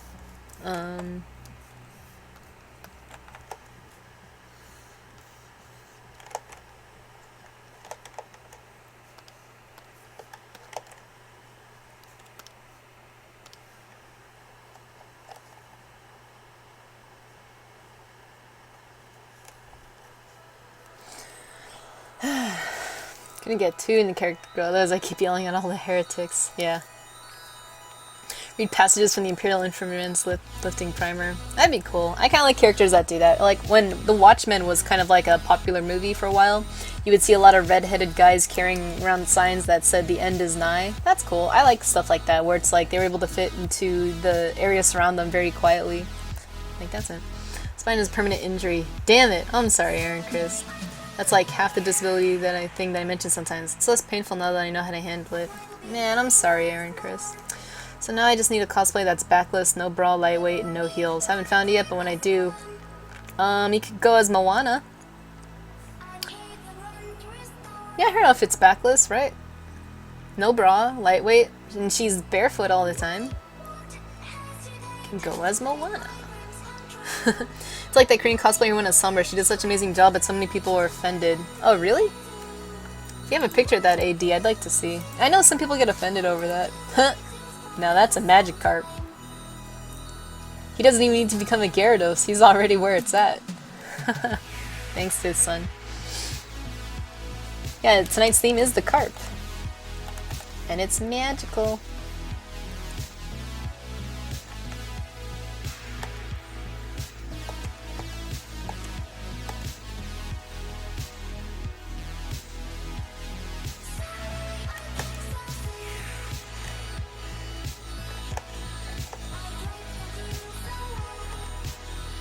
Alright, I kind of want to do something here. Maybe I could just throw a quick, maybe I can just throw a quick brush on there. Let me see if I got one.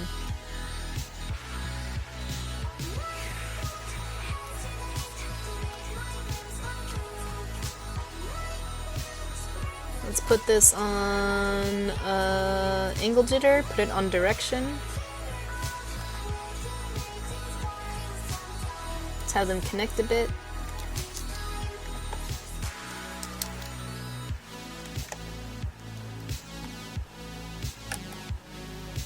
Okay, let's take this.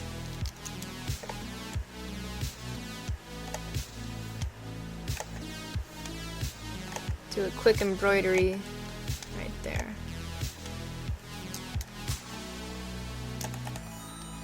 Cool. All that work just for one brush, but it pays off, I believe.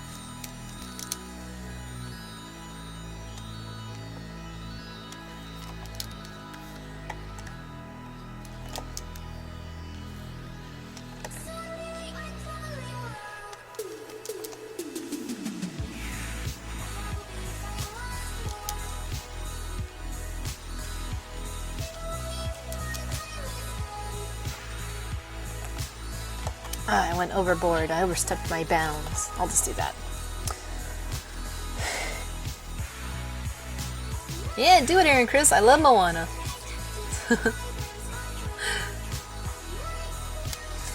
Let's see, I have a question. When you add milk to cereal, is it a soup or a stew?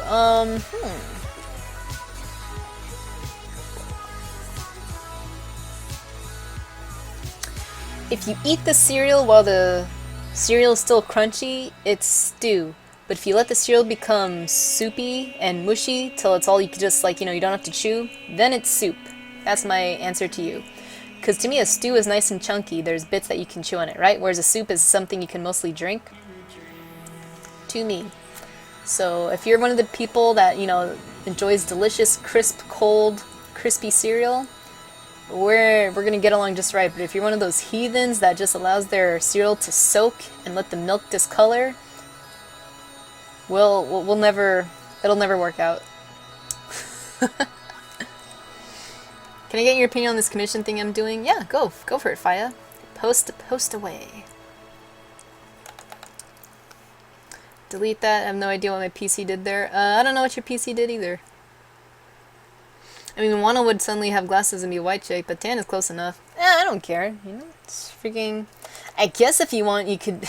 Judging by that, when you said you're a white chick with glasses, but still have the Hawaiian theme, you can go as the bully kid from Lilo and Stitch, just grown up. But that's like a strategy. Cereal doesn't soften evenly? Well, if you submerge the whole thing in milk... I have a friend who literally, he takes a giant bowl and he fills the milk all the way up so that all the cereal is submerged, so that he loves mushy, disgusting cereal. He'll take a whole bowl of Frosted Wheaties and drown them in milk so that all you see at the top, it just looks like a bowl of milk. I'm like, what the hell is this bowl of milk for? And then when I realized what he was doing, he's like, I'm cooking my soup. And it's just like, he likes to wait till it's a mush. And I just immediately retched. And I've never seen him again. No, I'm kidding. It's Din Money. But, you know. Oh, I see. That's what you're trying to do. Aw, see, that's stupid. That's so harmless. It's just like she wanted to cosplay the character, and it's like she's obviously not making fun of Sombra or people for it. She just wanted to look like Sombra. See, that's how I feel like people are just so... They're so... that pisses me off so much. People just want to, like, have fun and dress up as, like, their favorite people. It's like, can I never dress up as Wonder Woman because I'm not Greek? Screw those people. Yeah, it doesn't matter what color you are. Cosplay whoever you like. You're not hurting anyone. If people don't want to be offended by it, it's just like, dude, seriously, you're being offended by this? You can't tell the difference between something malicious and something that's just, I really like Steven Universe, or I really like Overwatch. I didn't mean anything by it. That's why I tell people that it's just like, I want to cosplay this, but it's on my skin color. It's like, just do it. The more people that do it, the less people are going to be so touchy about it too, you know? I don't think you need to be a certain color to cosplay as anything, and I think that's just the, you know, that's how it should be, I guess. It just makes me so mad. I ended up not putting those designs in there. I'll mess with it later. But yeah, that poor girl, she did such a good job.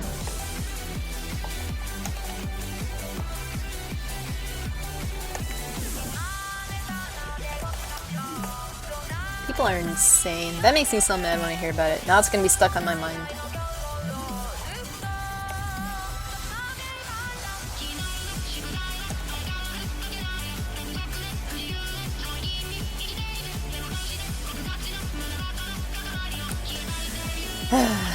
Alright, heathens. But cereal doesn't soften, so it exists in some Super Saiyan beings, so stew and soup simultaneously. The top right face looks weird to me. Okay, what do we got here? The top right. You mean the guy with the, who has the mouth open with the sword? This is a cute chibi style. I'd say the only thing that kind of looks a bit weird about it is the corners of the mouth are up, but where the mustache is going, it's kind of below it. So here's what I'm seeing. You got this guy right here. Once my Photoshop kicks in, there we go. Kind of have this. He's like, yeah, right? Nose. Kind of has like these teeth and mouth right here, right? And excuse the lop-headedness of the head. So you got like this going on right here. And you kind of have this mustache going on right here, right? So you have this thing going okay. And you got that. But then you have this one going down here, you know? And then it's going like that. I think what you need to do, I'm exaggerating it on purpose because to me the corners of the mouth don't line up where the goatee is. I think if you just bring it up to here and do that, it'll make it look more even, you know? Sorry. That's kind of what I would do.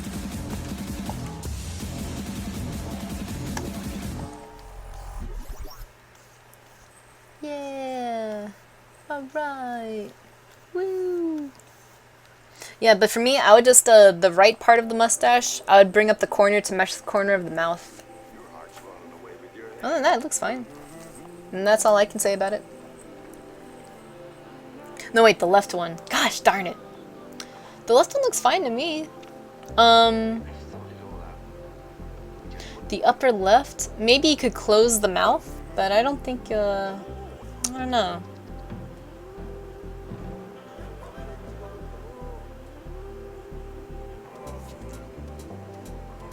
The only thing that stuck out to me was that guy's goatee because it looked a bit uneven, but the person on the left, I don't really see that much to change about it. I mean, they're all kind of following the same style, alright?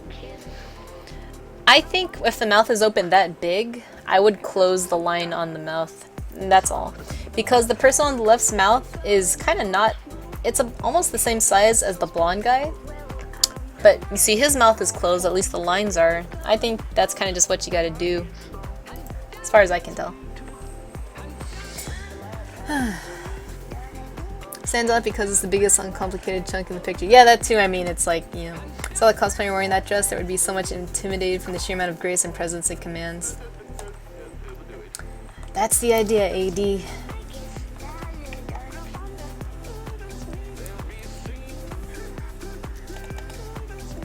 Do you guys like crispy cereal or soggy cereal? We have to start drawing lines in the sand now if I can continue this stream, so it's imperative to know your guys' breakfast preferences.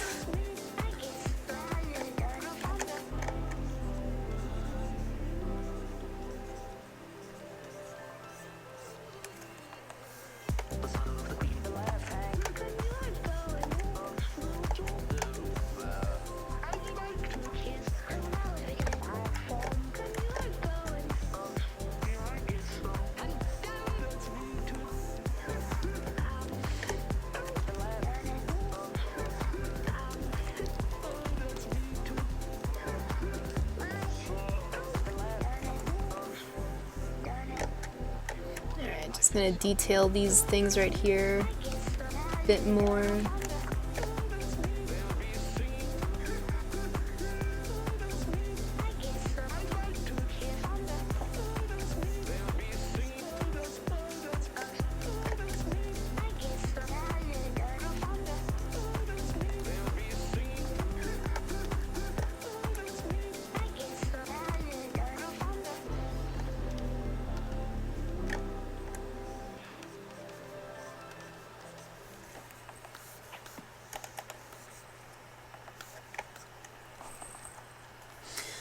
Crunchy cereal so satisfying. Why would you want it soggy? That's what I think. I like all cereal. That's nice. To me, cereal tastes better if it's all crunchy too. Like, the taste is still intense, you know? Depends on the cereal for me, but I'm more on the crunchy side. My favorite cereal is Honey Bunches of Oats, and that tastes great crunchy. I haven't actually had milk or cereal in a long time. Huh. I mean, lately I eat a lot of Cheerios because it helps lower my cholesterol. But like cereal, like Cheerios needs to be crunchy. No one likes. I don't get the honey nut. I don't get the chocolate. I just get straight up plain ass Cheerios. I didn't grow up with sugary cereals, by the way. I first had Cookie Crisp when I was in college. The same for Fruity Pebbles and all that stuff. I grew up with very like healthy cereal, so I'm used to it by now. When I go to places like Yogurtland or something and they have cereal as a topping, I'm like, hell yeah, Cinnamon Toast Crunch. But I wish I grew up with it as a kid. Reese's Puffs cereal looked super yummy. I think I had Cocoa Pebbles a couple times. But not Fruity Pebbles, which is weird. You guys have a favorite cereal? I remember, depends on the cereal. Alphabets need to be crunchy, Corn Pops need to be soggy, Raisin Bran must be mush. I like crispy Raisin Bran, but I guess that's me. I drain the milk from Raisin Bran, I use the mush to build a castle.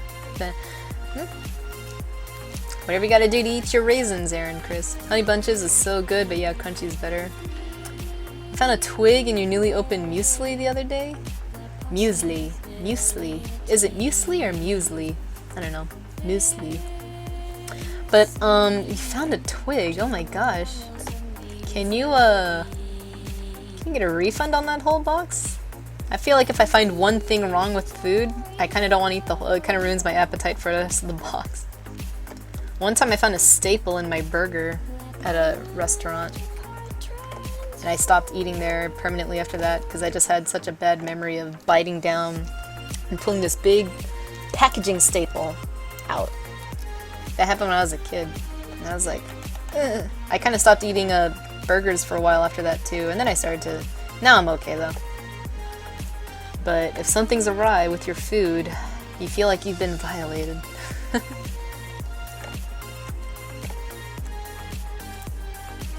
Although just the other day I was eating some flame broiler with Boglum, and there were these big old chicken bones in it. We're like, what the hell, this never happens. I mean, I don't mind eating things that have chicken bones in it, but that's usually not the protocol. It'd be like biting into a chicken nugget and there's a bone in there. It's like, look, there's not supposed to be bones in here. I ordered this pretty much boneless, so whatever.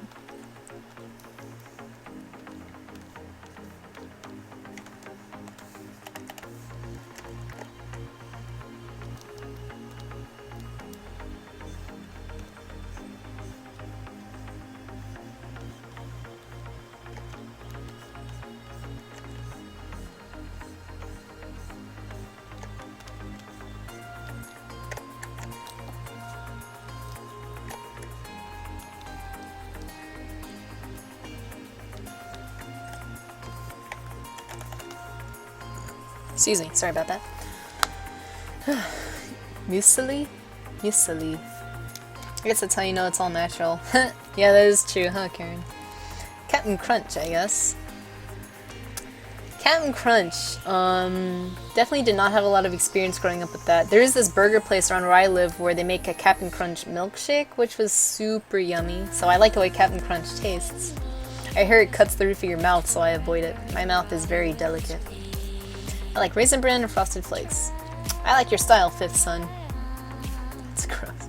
They gave me a $20 voucher, the means it was only 30. Well, at least, hey, they tried. That's good customer service, you know?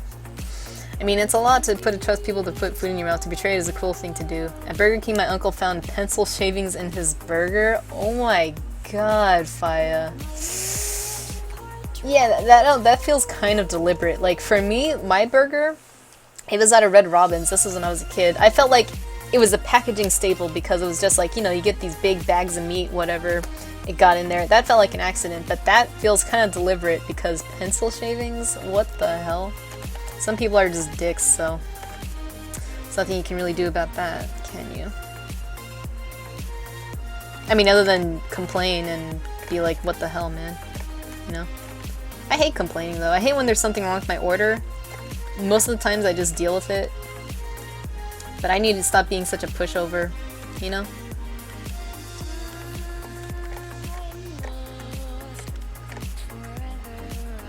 Although that's how I ended up trying a lot of new foods when I was younger. I would always ask for a burger or chicken a certain way.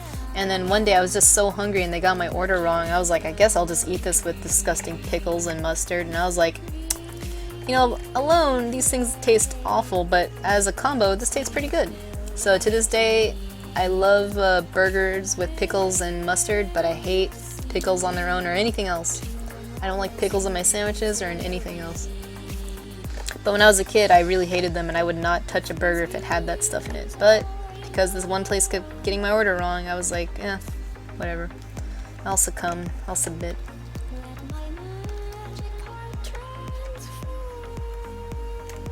But there's been lots of times where I've eaten food cold because I didn't want to tell the server that there was something wrong with it. You know, it's like, this... Because you know how when you order food and it's definitely was not made fresh? Or is one of those things where they did poor time management, so by the time you got your food, you know, it was waiting in like a warmer because they had to cook yours first, then wait for everyone else's. Yeah, so. I don't want people spitting my food though, so that's why I never complained. I saw the movie Waiting with Ryan Reynolds. I know exactly what happens in the food business.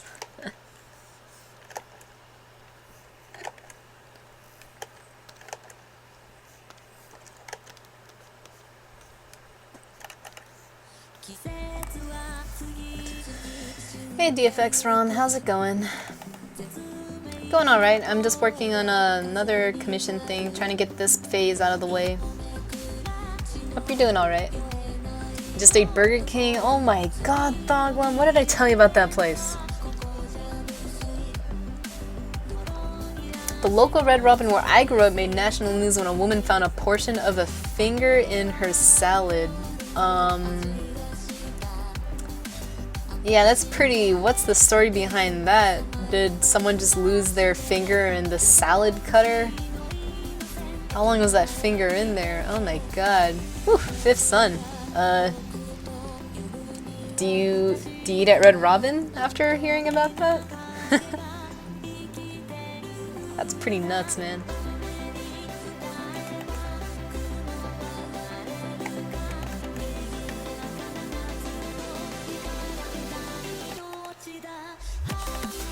That's pretty terrifying.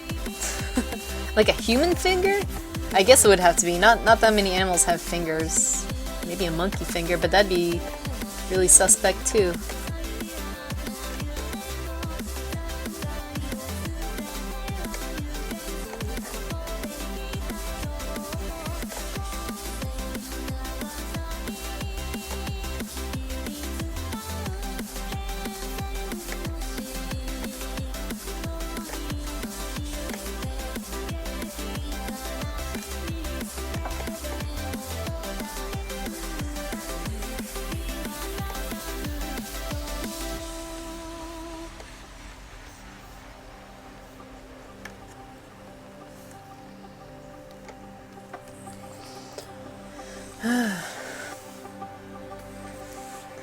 Well, I'm glad you're taking a break. Always appreciate you coming by, DFX.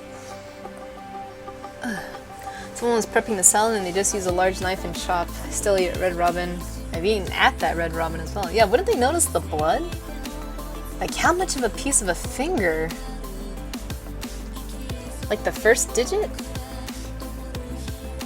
You would have had to have gotten some nail in that too, right? Well, I guess some people don't have like long nails. Disgusting. I like Red Robin though. Not when I was younger, because that was the place where I found the big staple in my in my burger. But lately they've been good now. But now that I think about it, you have a pretty bad Red Robin story. I mean, mine's not as bad, but I think we both deserve compensation. I'm just kidding. That sounds pretty horrific.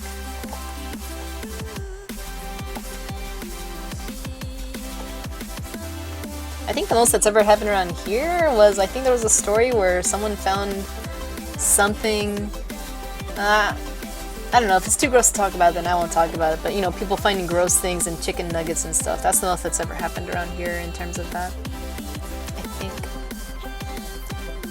But I will not talk about it if you guys are easily grossed out or eating your cells right now, so.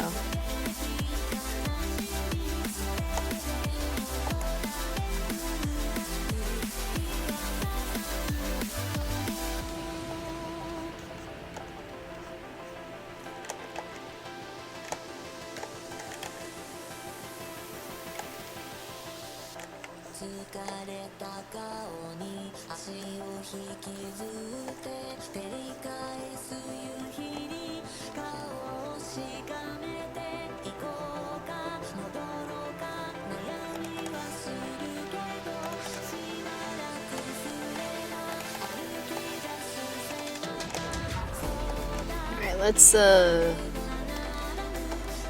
give this guy some detailing.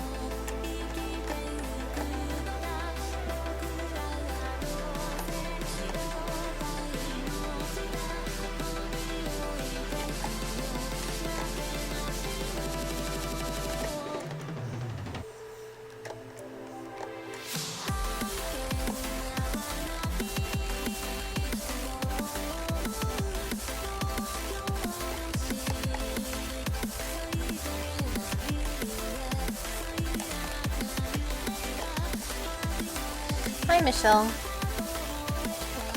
How's it going? Just working on a Dragon Witch concept right now. Wasn't too much blood, it was a pretty sizable chunk. Huh. That's interesting. What happened was someone being pregnant with another person started their shift and noticed and bagged the lettuce for the salad. Oh, was rushed to the hospital. Oh, I see. I guess I could see how in that confusion you'll be, you know, makes sense. Halloween, will I be streaming tomorrow? No, but I will be streaming Friday. I usually stream Monday, Wednesdays, and Fridays from 4 to 7 Pacific time. So Friday for sure I will be streaming. So if you want to catch that, you'll be more than welcome to. And thanks for coming to this one, by the way. It was nice to see you. Well, my housemate lost part of a finger working at a pizza place, and he apparently didn't notice until a few minutes later when he went to pick up a tray and it was right on his bare nerves. They had to search for the loss of his finger. Oh, God. Ooh, yeah, that gave me shivers, Aaron Chris. Poor guy. Like that, are they able to, like, reattach your finger like that? Oh. You're ruining your imaginary ramen. I'm sorry, Faya. Watching with no sound. Okay, thanks, Michelle. Tomorrow's Friday. Oh, that's right, because you're in Australia, yeah. So Saturday for you. So, yeah. Saturday for you. So, yeah. Sorry about that. I forget. Oh, those time zones. Yeah, if you're off, feel free to stop by again. The more the merrier. And I like this Vocaloid, but I swear we heard 3 songs with her in it. 3 songs in a row.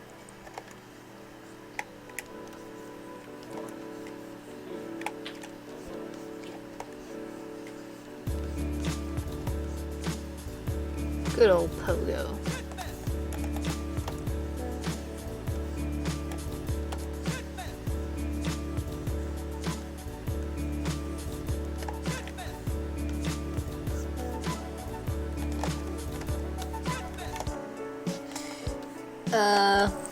What was I gonna say? It's coming along a bit nicely. We had a few people in college who cut their fingers off a bit. Dang it, what is men?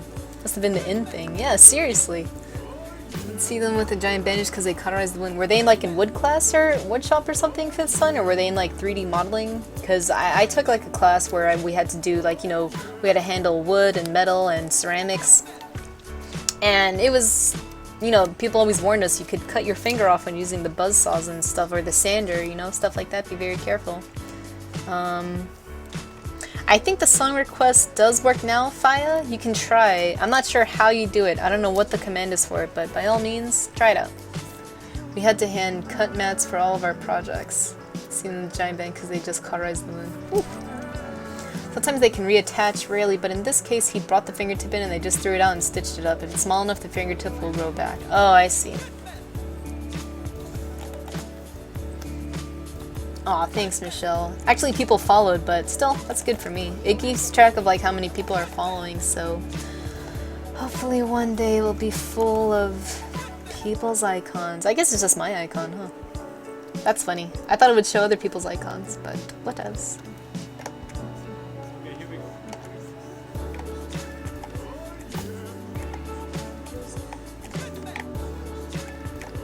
Maybe one day I'll be rolling in the pennies. I mean, I kind of am. My current economic state.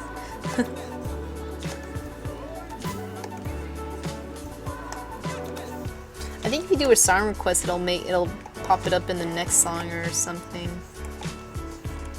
Or it'll make a queue of it, I think.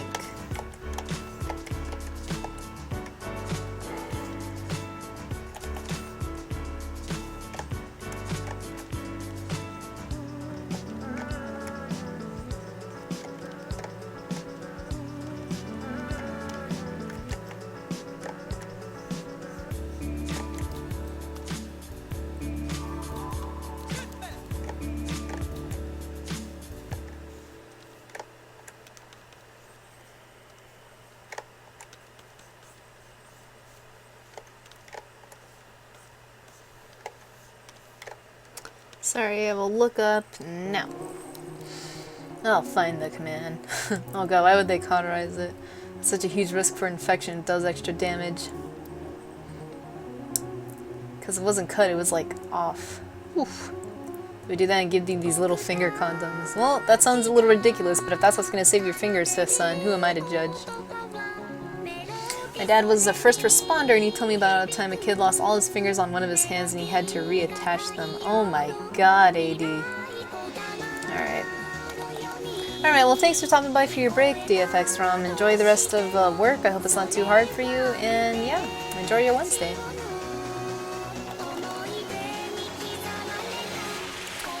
Yeah, how do they reattach the bone and everything? Like, can the kid even move his hand? I don't know how that works. Super random, but is it possible to draw straight lines diagonally? Yeah, you could. Here's a trick I learned. You take like a regular brush, turn off shape dynamics, and you make a point. And then you hold down shift, and then you press it anywhere you want. And that will make as many lines in whatever direction you need. That's the easiest way to make a straight diagonal line, you know? If you do add shape dynamics to it, that also kind of goes along with it, you know? So if you do that, see how it's kind of like, how it's like small in the beginning, and then it gets bigger as it goes on? That's how you could do, you know, if you hold shift and do it, that's how you just do straight lines like that. See, it's kind of trying to connect it from there. But yeah, it's totally doable to do straight diagonal lines. Easy peasy. Sorry for this band just finding the command. That's alright, Faya. Oh, Echo, eh? Nailed it. Hashtag first try, but not really. Well, I'm glad you're figuring it out, Faya. You're a Gumi fan, huh? Good taste. I really don't know the specifics, just that he lost them when his hand got caught in an electric gate. Ah, God, an electric gate. Man, that poor kid. He'll never forget that day. Whew. I got electrocuted once. I was a little kid and I was plugging in a tiny fan. And I remember plugging it into a wall socket and my finger was touching the prong. And when I plugged it in, my whole body, it was like weird. Being electrocuted, I mean, I can't imagine what that kid felt because that's like vicious. But for me, just plugging in a fan when you were, I think I was 4, like my whole body would not stop moving. It was weird.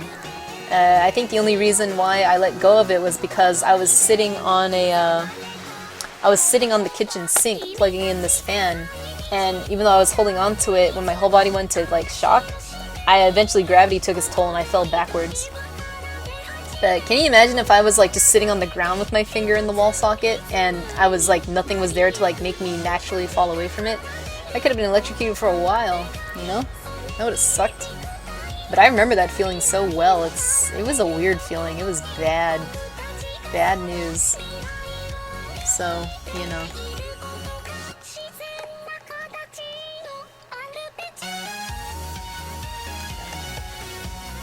Now that I'm an adult, I can see why people would put those coverings on the wall socket things for their kids. But in my defense, I wasn't trying to deliberately do that. That was all an accident, so. Let's see. Bodies are pretty good at fixing themselves. If a bone is cut, they can just put it back as long as there is blood flow, you're good. Nerves are a different thing though, I see. There's a lot you can do to reattach bones. Some broken bones are a clean break or sever, but if you set it and secure it, your body will reconnect them with new cells. Just part of healing. I see. Hello, always learning. Do I do song requests? Recently. I have a playlist set up right now, so it's just like, you know, you could pick any song from that playlist. So, yeah. There you go, Faya. That's the only one, you know. Expand your Vocaloid library. Yeah, that's cool.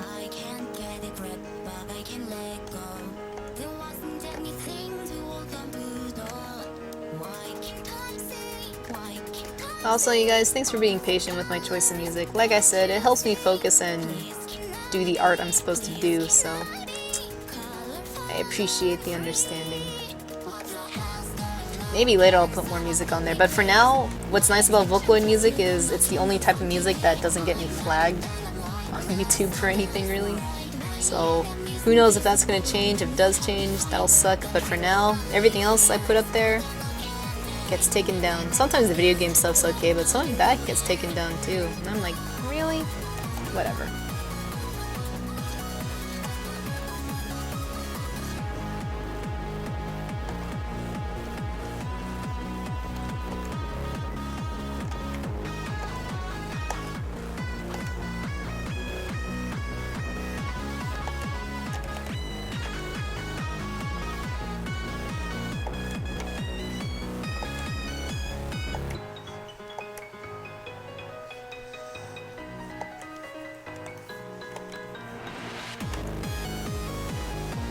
This isn't a bad Vocaloid song though. There's a really cool, she performed this in a concert with Miku, and it was really cool actually. If you guys are super into anime junk, I could send you a link because it's a cool, I don't know.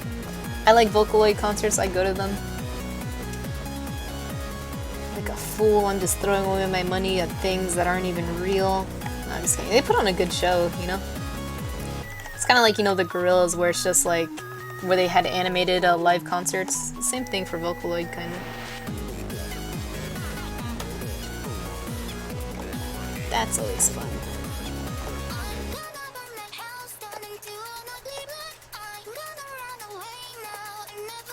I'm always impressed by how every other Vocaloid is better at English than Miku. That's what it feels like. The command works, yeah. Aw, thanks, Pokety.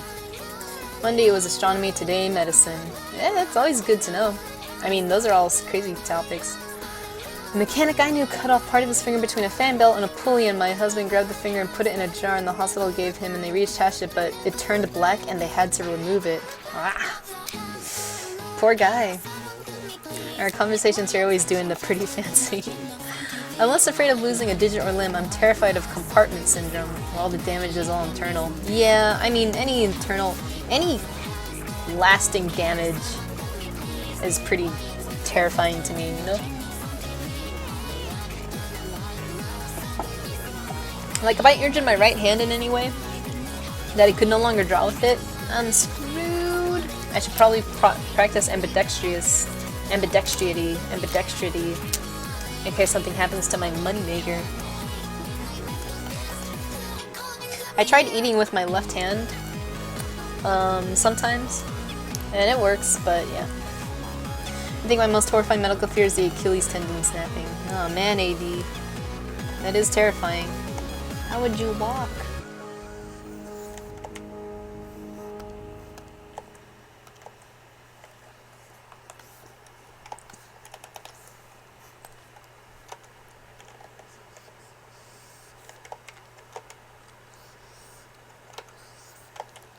I broke my little pinky finger when I was a kid, but they kind of popped it back into place. I think I was like playing with my brother, and we were running around and he fell, and he kind of like smashed it with his foot on accident, and really hurt, and they popped it back in place. I remember wearing a cast for a while. Casts are so cool now, but when you were a kid, at least when I did it, they were so itchy. I hated it. All I wanted to do was itch, but you couldn't because you had that cast. That disgusting, smelly cast. I see 3D printed casts now, and they're so nice. Fear of dying is pretty irrational. See, aside from paper cuts and little kitchen burns, I've never had any injuries that aren't totally internal. Oof. Most horrifying medical fear is dying. When you are, it has not yet come, and when you aren't, it doesn't matter. Yeah. I mean, I was watching Jacob's Ladder again the other day. It's one of my favorite movies. And it has a terrifying yet comforting message about dying, right? And that's kind of how I feel about dying in general lately. I mean, it's not something I'm looking forward to, but I hope if the time came, I'd be at peace with it, right? I think one of the worst things I hear about is when people are dying when they're not ready to, and their final moments are just terror, you know? Sometimes old people aren't ready to go and their last moments are sad, and sometimes they're okay with it, and it makes everything a lot easier on them and on everybody around. But hearing a person, you know, final words be, you know, pretty much like, no, I'm not okay with this, it's really heartbreaking. It's really heavy stuff. And it's just like, I always think of that, you know, quote from Jacob's Ladder, where his chiropractor talks to him and he goes like, look, if you're dying and you're not ready to let go of this world, the beings that come to you look like demons, they look like devils. But if you're dying and you've accepted it and you're ready to go on, they look like angels. It's all a matter of perspective, right? Because in that whole movie, he was all kind of like seeing, that whole movie was all about, it's a good story, but it's all about pretty much like death and like what it means to like go move on, and like the monsters he's seeing probably aren't monsters, they're just trying to tell him a message that, you know, look man, you're dead, you have to go, and stuff like that. So whenever I hear stories about that where it's just like, and then he just knew it was his time to go, and then he closed his eyes and it was that, I always go, that sounds really noble and all, but I feel like I'm not at that point where I'm ready. So to me right now, death is terrifying. There's so much I want to do. I think that's why when people are older, they're kind of a little more at peace with it, because they say after a certain age, like once you're past like 80 or something, you're a bit more accepting of the way the world is, and you're okay with leaving it. It's like, yeah, I've had my time here, like, you know? For me, I can't fathom that. For me, it's like, no way man, I'm gonna rock on forever. But I think when you get to a certain, like I said, it almost feels like a maturity thing, where it's just like, alright, there's nothing else for me here, I gotta go. Like, I feel like that takes a ton of guts. Dying gracefully takes a ton of guts for me, you know? And I hope when it's my time, I won't go screaming and terrified. Ugh. Anyways, thanks Michelle, I like the koi fish too. I mean, don't try and hasten the day, yeah. Alternatively, it is an instinctive fear, and fear of death ensures individual and species survival, so it's like the most rational fear. It really depends on how you look at it. Yeah, LP Sage. LP quoting movies that are much smarter beyond my mental scope. Fine. I don't know, sometimes I watch really cool movies, but I like Jacob's Ladder. It's terrifying yet comforting at the same time. It was a real trip when I first watched it. I was like, what is going on? Then I was like, oh, okay, I see what they're doing now.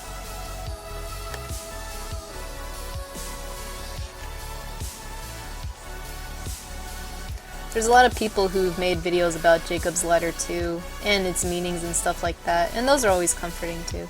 When I was 9, I had an irrational fear of death. I thought death was going to get me at every corner, because when I was 9, I heard on the news that a 10-year-old had a heart attack. And when I heard that, I was like, oh my god, I'm 9. My next birthday could be my last, and I had this anxiety and fear. Like, I didn't want to go to sleep. It was bad.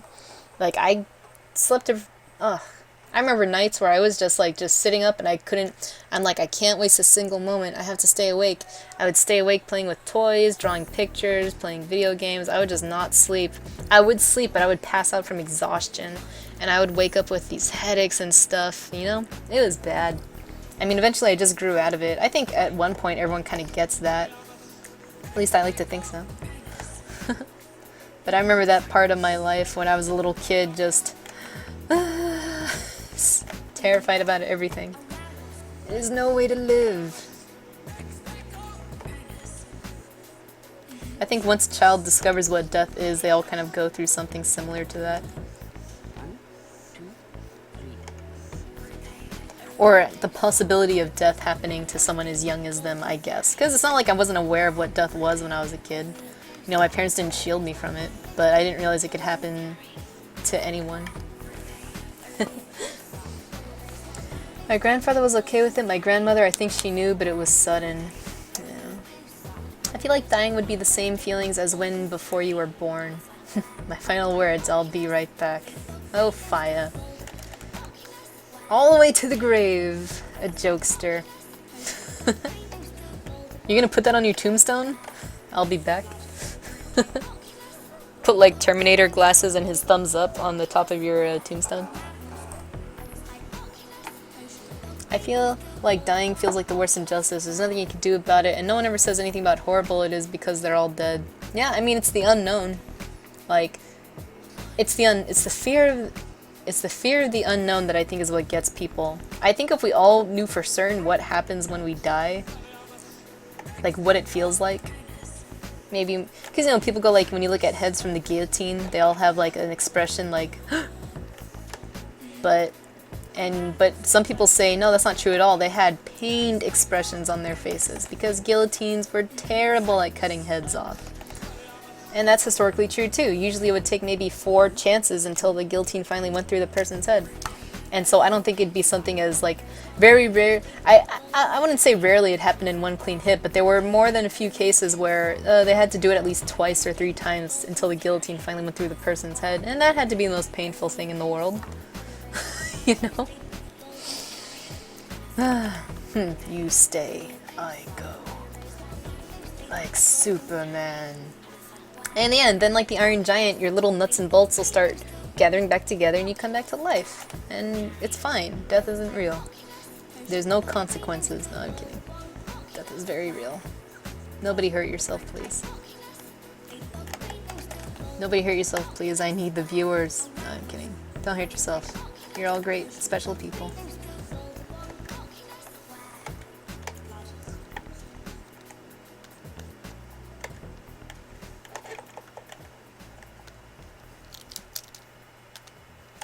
Come on, Photoshop. I'm gonna save this. I haven't saved in a while, so.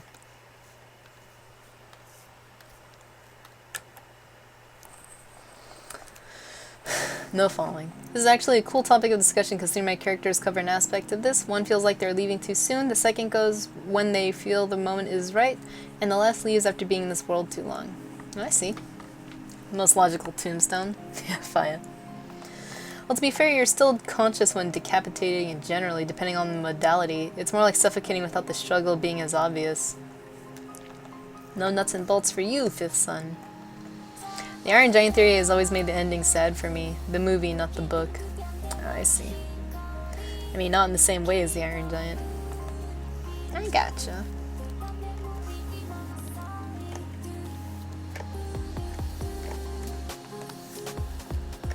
I've only seen the Iron Giant once. I liked it a lot, though. But I've never watched it since I've been a kid, so I'm pretty hazy on the details.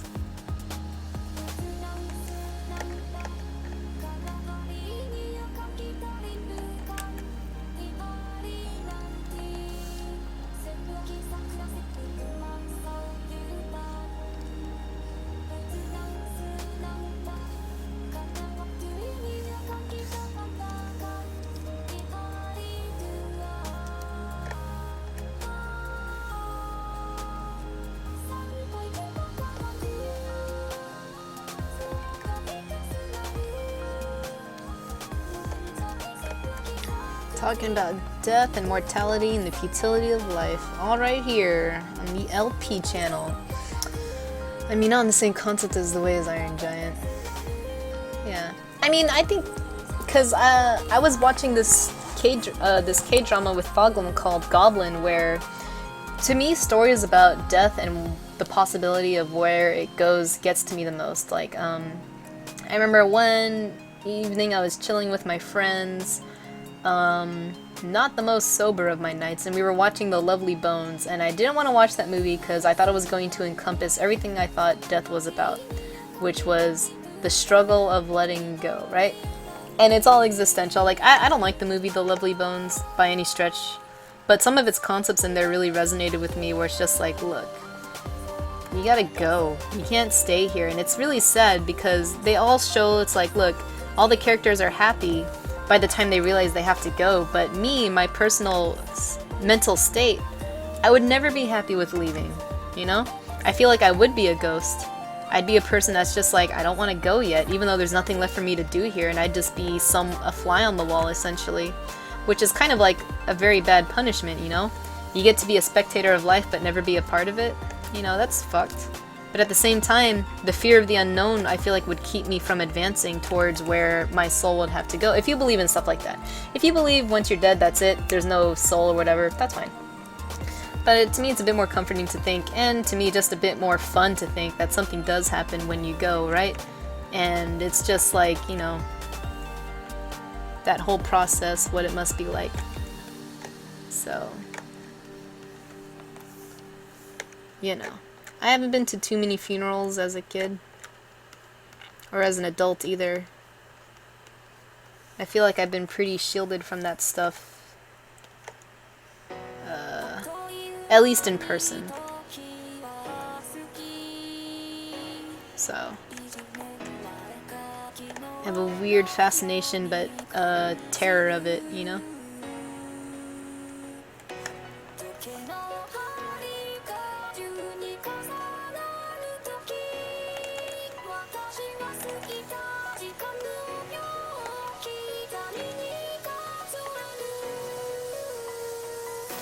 Birthday, it's no one's birthday.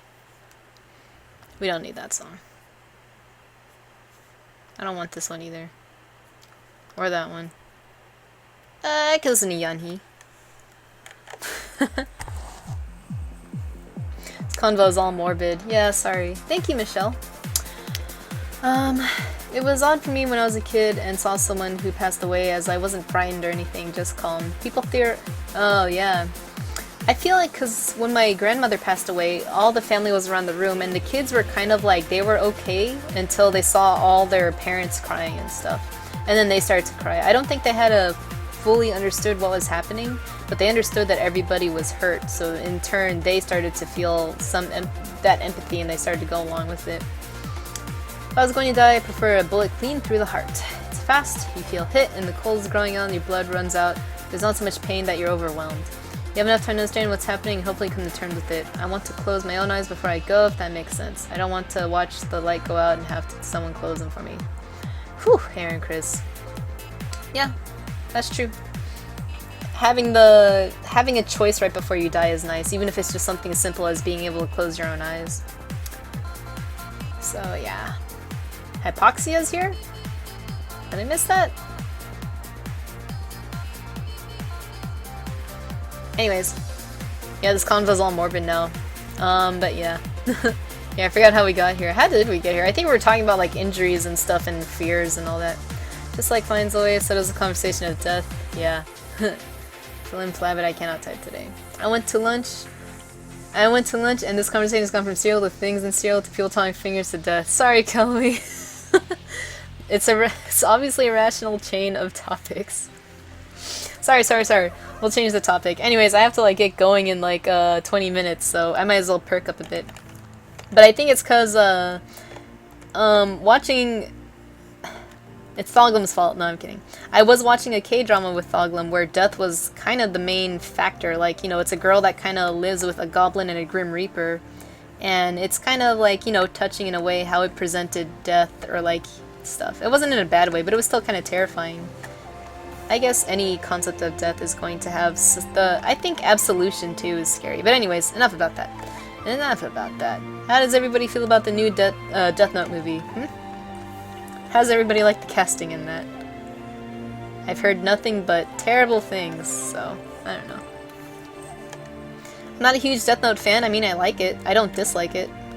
But I didn't follow it closely, but I'm hearing a lot of fans are not happy about who they're casting for Light. Or who they're casting for anybody, really. Or L. I don't know.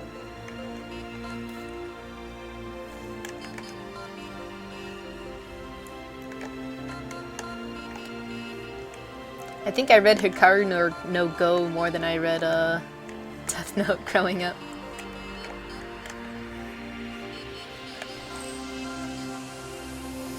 Also, I think Death Note came out when I was kind of there was a certain time in my life where I was like kind of done with anime. I'm like, I don't want to watch any more anime, blah blah blah. And it was something I casually watched with my friends, but at that point I was no longer actively buying anime. Excuse me. Take what you will of that.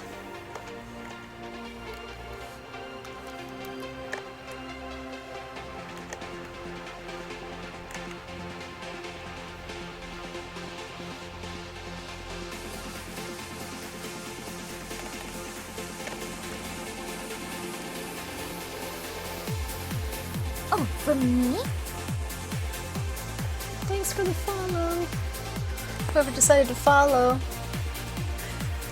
You didn't change the subject that well, Death Note. Well, I don't know. Like, Death Note for me, that one kind of didn't have the, it didn't have the same mental weight as, you know how I said normally things that deal with death kind of has like a big mental weight for me? I never got that with Death Note, and I feel like that's because they kind of made, I don't know, the relationship with the Shinigamis kind of nice, you know?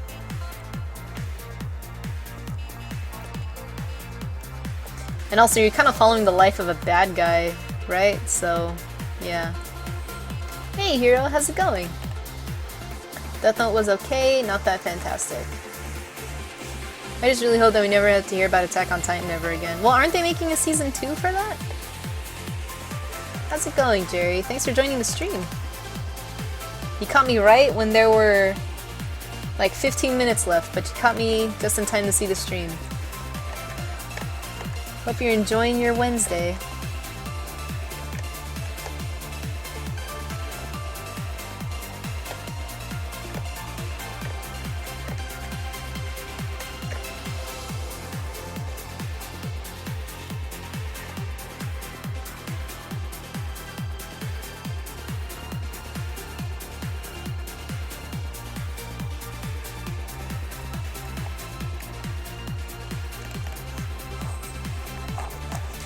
So yeah, the next season is coming out, Nurgle. Yeah, Naruto was the only one of the first big series I ever truly followed since it was the first anime I watched knowing what anime was. That's cool. Did you see the last episodes? 80? I know they're coming out on Crunchyroll still, but I know some people kinda, you know, they just get like fan subs rather than official subs. Because they can't wait. That's how I was with a lot of anime growing up. I'm like, I can't wait, I just want to watch it now, so.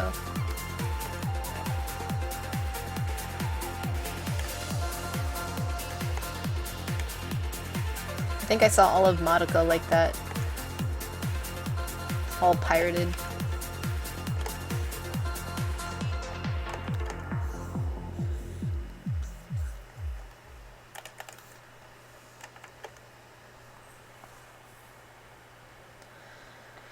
That was Rurouni Kenshin for me. I was so confused most of the time, but I liked it.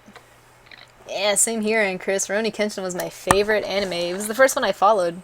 I mean, I watched Pokemon, but Rurouni Kenshin was the first time I watched an anime knowing what anime was, you know? And Rurouni Kenshin is still, like, to me, a personal favorite. I think if I watch it now, other than a couple episodes, a lot of them really do not stand the test of time well. But that fight between Kenshin and Saito is still, mwah, perfect. Love that fight between them. That's always in my head when I think of sword fights too. Yeah. Death Stranded. There's no way this game will fail. Wouldn't that be nice? I'm excited for it. But it's really hard trying not to hype myself for it. It's so hard. I just hope it fails. Aww. Actually, I didn't watch it. And at first I saw the Nine-Tailed Fox. I was like, they stole that from Pokemon. Oh, that's funny. What's this Ninetales doing in Naruto? And why is Ninetales the most powerful Pokemon all of a sudden?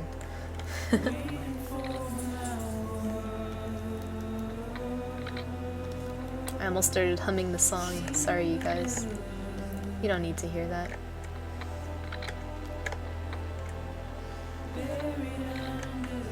By the way, this isn't really related to anything, but since I almost started singing, I love karaoke.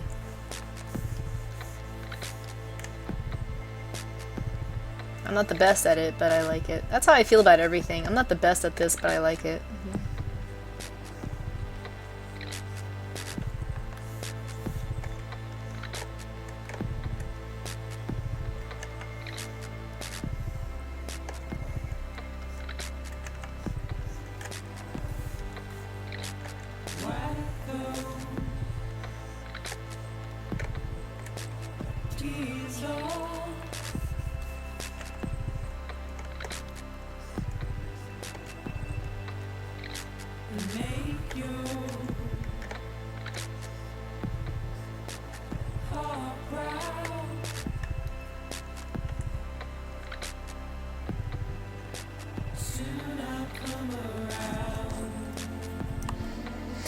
Final fight was so good. I haven't seen Naruto in ages. Call me that guy, but Clannad is my fave all-time anime. Just watched it at the right time in my life. I heard Clannad was good, but I never got into it, so... The art style for Clannad isn't my favorite, but I heard it's a really good anime.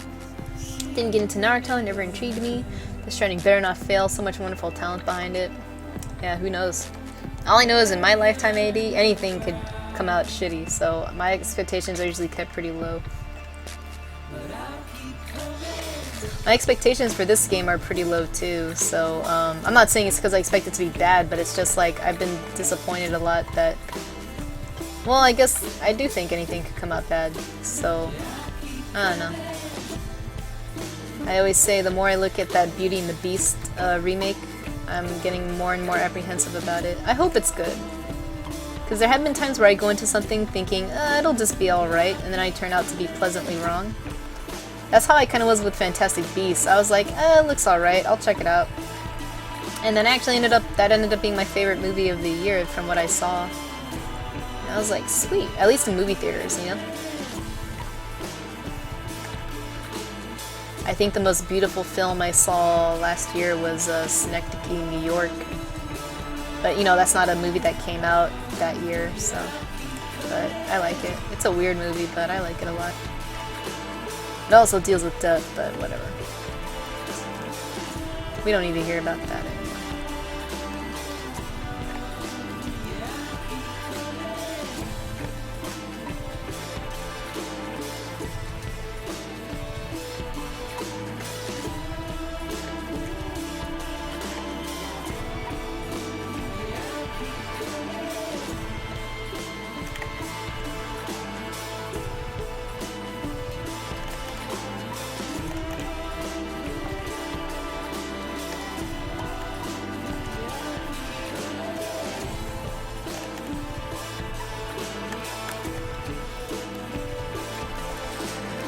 Alright, well, I wish I had friends to do karaoke with. Aw, thanks, Kelly. Karaoke is pretty fun. I mean, get a couple beers in you and just belt out your favorite song. It's nice.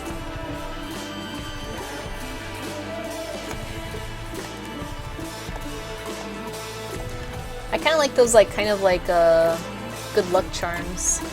With all the knots in them.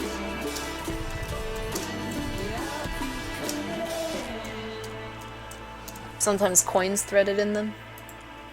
Prosperity. Yeah, we'll just do like this simple knot.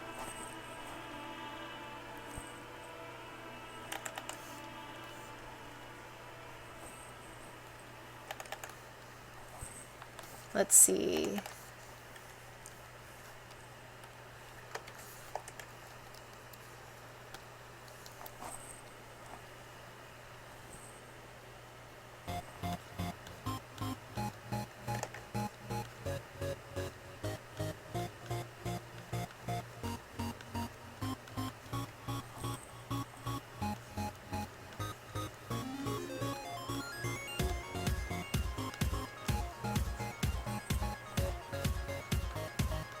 If anyone's wondering what I'm doing, I'm just trying to make it look like a knot from far away.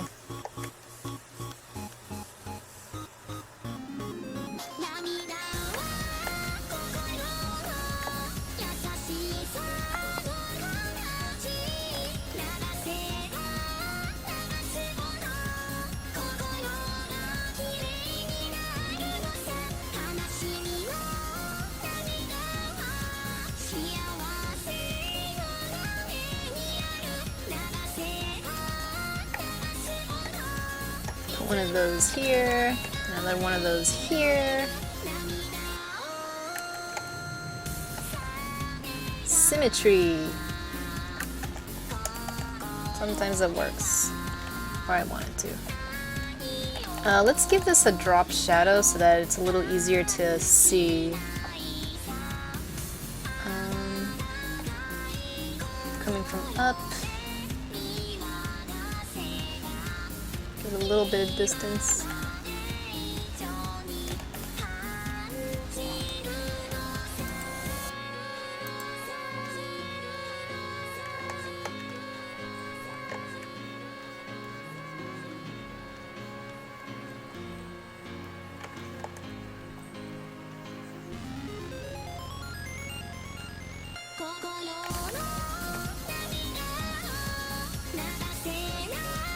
Little tassels. This is when you can start decorating her like a Christmas tree. Yeah. Like this whole part here, I'm gonna put a cord thing on. Anyways, I think the last game that really burn me the way it did was Halo 5. Yeah, Halo 4 was kind of just a letdown for me. I'm just waiting for Neo, as I want to see if they will give it a statue with the collector's edition. What's Neo, Grandfather Nurgle? Oh, I was gonna ask, before we leave stream today, can you share what you have of sake with the stream? Oh, sure. Yeah, guys, so for AD, I'm working on a commission for them too. Well, I said I have 2 commissions here. This was of their character. Is it Sake or Sake? Because the weeaboo in me keeps calling this character Sake. But I imagine it's Sake. Sake sounds better. She's kind of like an elemental kind of like nymph kind of creature. I know it's not a nymph, but whatever. Well, she's definitely not human.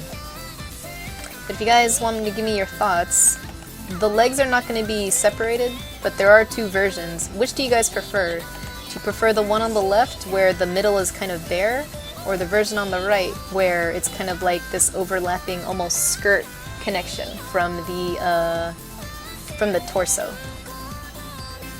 Again, the final design, the legs are going to be connected, but I am interested in what you guys think.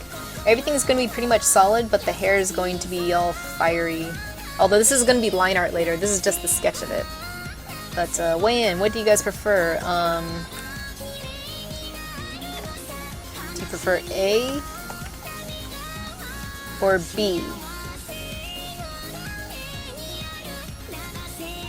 Okay, sake, like goodness sake. For goodness sakes. Alrighty. I'm chill with that. By the way, for everyone who watched, thank you for watching. I'm just getting Twitch alerts on my phone now.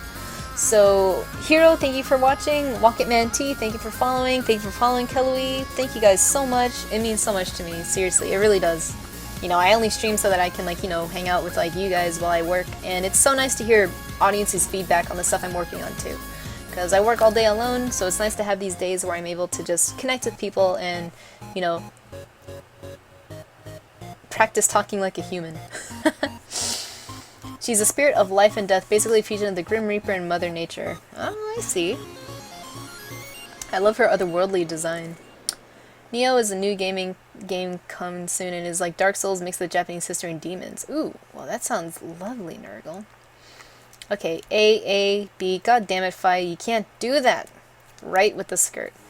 Okay, so we got 2 for B, 2 for A. It kind of gives a draw to the area. It does.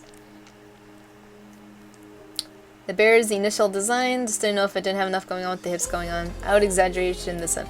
Well, let's just see. That's the thing, Fifth Son. The only edit I had for this was to connect the legs because AD already has a character with separated legs and they didn't want to recycle that image again. Or recycle that design. So the legs will be connected. So I guess if we were to look at this, it would be more like a... You know, there wouldn't be a separation between her big, like, you know... These things, like, I mean, there'll still be like that black area there, I believe. So it would look more closer to something like that, right? The legs would be connected.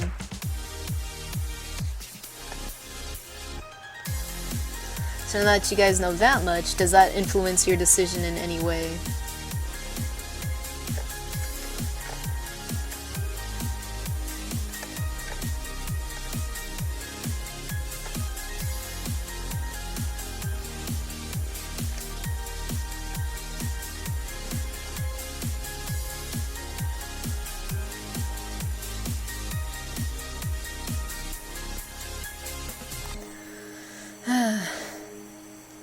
B. Damn it, fire. Okay, B. I guess it's leaning more towards B. So this is it. You guys want to cover up a beautiful, strong, independent woman. You just want me to start putting clothes on her.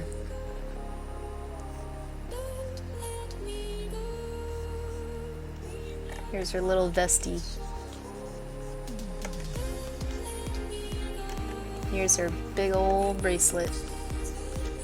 Or their big old bracelet. Anyways, this is whatever. But yeah, I'll go with B. I just noticed that them. Yeah, I'll connect them, don't worry. I know what you meant. But that's like easily fixable too, you know? No problemo. I'll go with B then. Thank you for your input. Oh, BA now, Faya. A is more dynamic. B, okay, so we got 1, 2, 3, 4, 5. A is dynamic. Dang, it's almost split down the middle. I think by just one, B wins out. Even with all the vesties going on. No, I'm kidding. Okay. B it is. Thanks for your help, everybody. Seems like the audience is evenly split between A and D, but this character is very important to me since she was conceptualized, which is where I decided to go story-wise. Honestly, I like both. That's fine. Alright, AD, you're the deciding factor. It seems like most people want B, but what do you want? This is your character. You did hear everyone's general opinion, and it seems like most people are kind of split. So, do you prefer more in the middle or less in the middle?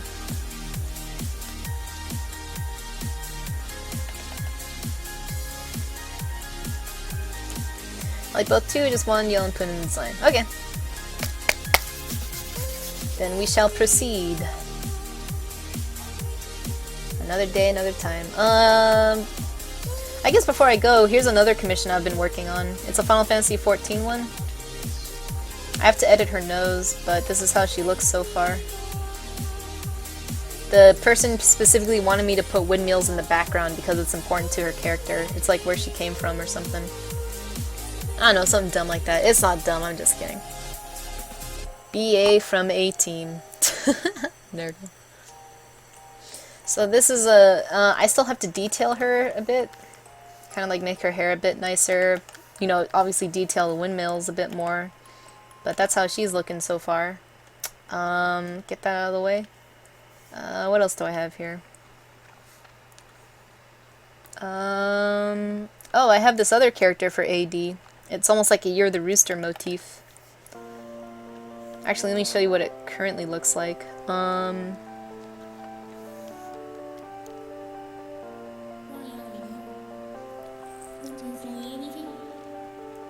So you can't go wrong. Yeah, I know, huh? I'm still split to the thing. I guess keep her bare for now and you can add details later. Yeah, that's true. So this is the other thing I'm drawing for AD, which is their character in kind of a Year of the Rooster type of outfit. I'm kind of like a... It's like a bird creature, right? A bird lady? Bird humanoid? A harpy? No, I don't know. And that's how this is going. This is going to be a colored sketch, so she's going to be all these brilliant, vibrant colors. I have to edit out her ears, actually.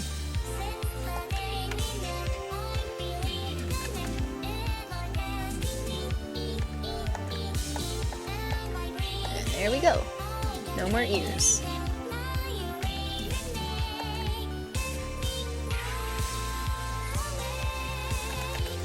But I kind of like it because it also kind of coincides with the Lunar New Year, right? So, yeah. And since the other one was black and white line art, this one's going to be super, you know, it's going to have a lot of reds on it. Little red Japanese parasol and stuff like that. That'll be nice. I'll start cleaning it up when I see it. Yeah, that's fun. They requested, you know, no sleeves on the kimono so that you can see the wings better. Little things. I tried to make the comb on the head look kind of like a rooster's comb, you know? With that kind of like design a bit.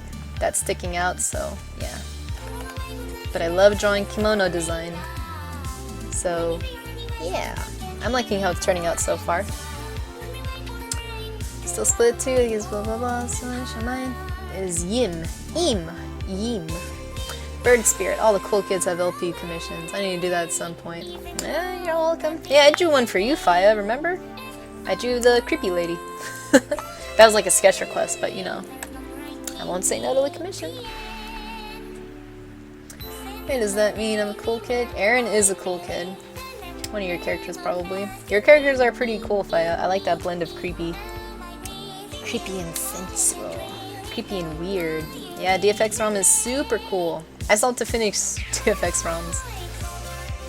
It's kind of too big for me to open DFX ROMs right now. I don't have a JPEG of it, it's all in the PSD. It would take forever to load up though. But you guys saw it in the last stream. If you guys were wondering, this is how the magic spells came out. You got the water one, you got the yellow electricity, the green kind of leaf thing. I work on a lot of things at once. This fire one, I could have done better at it, but whatever. This is what I also said I made new brushes for. I'm like, I needed to make magic concentric circles or whatever. So that's why you have like, I made this brush. I made this brush. Magic everywhere. Then this brush. Magic circles all around. Fun. I commission something if I had any ideas, I just give money instead. And that's all appreciated too. Yeah, you're the rooster. So yeah. Anyways, you guys, no, I don't want to save that. This I'll save though, because that was intentional. Actually, you have another idea? Dang. Okay, DFX ROM, let me finish yours. It's gonna come out mwah, really good, I hope. But anyways, you guys, just wrapping up this. Let me put all this stuff back on her. So just to give a thing, this is where we started, where I started to clean her up, and this is where we ended. We ditched the witch hat look in general and just went more with like the kind of more Chinese look. So yeah. Anyways, you guys, I have to get going. I have to play D&D with some nerds, and I can't cancel on that. It's really dick to cancel on a D&D game last minute. So, thank you everyone who joined the stream. I actually got kind of nice stuff done. I really appreciate the conversation, as morbid as it got. I really do appreciate the company, and I do appreciate everyone's feedback and input. You guys really make drawing fun, and I do mean that. And I hope I can talk soon. When I get nervous, I start to stutter all over my words. But yeah, you guys, thank you again, everyone that followed, everyone that's like, you know, participating in conversation and all that stuff. You guys are cool. I'm starting to ramble and go in circles in my conversation now. So everybody have a great night. Have a great Wednesday or Thursday, wherever you are. And I will see you guys on Friday. Or Saturday, depending on where you live. So anyways, take it easy and have a good night. Bye-bye.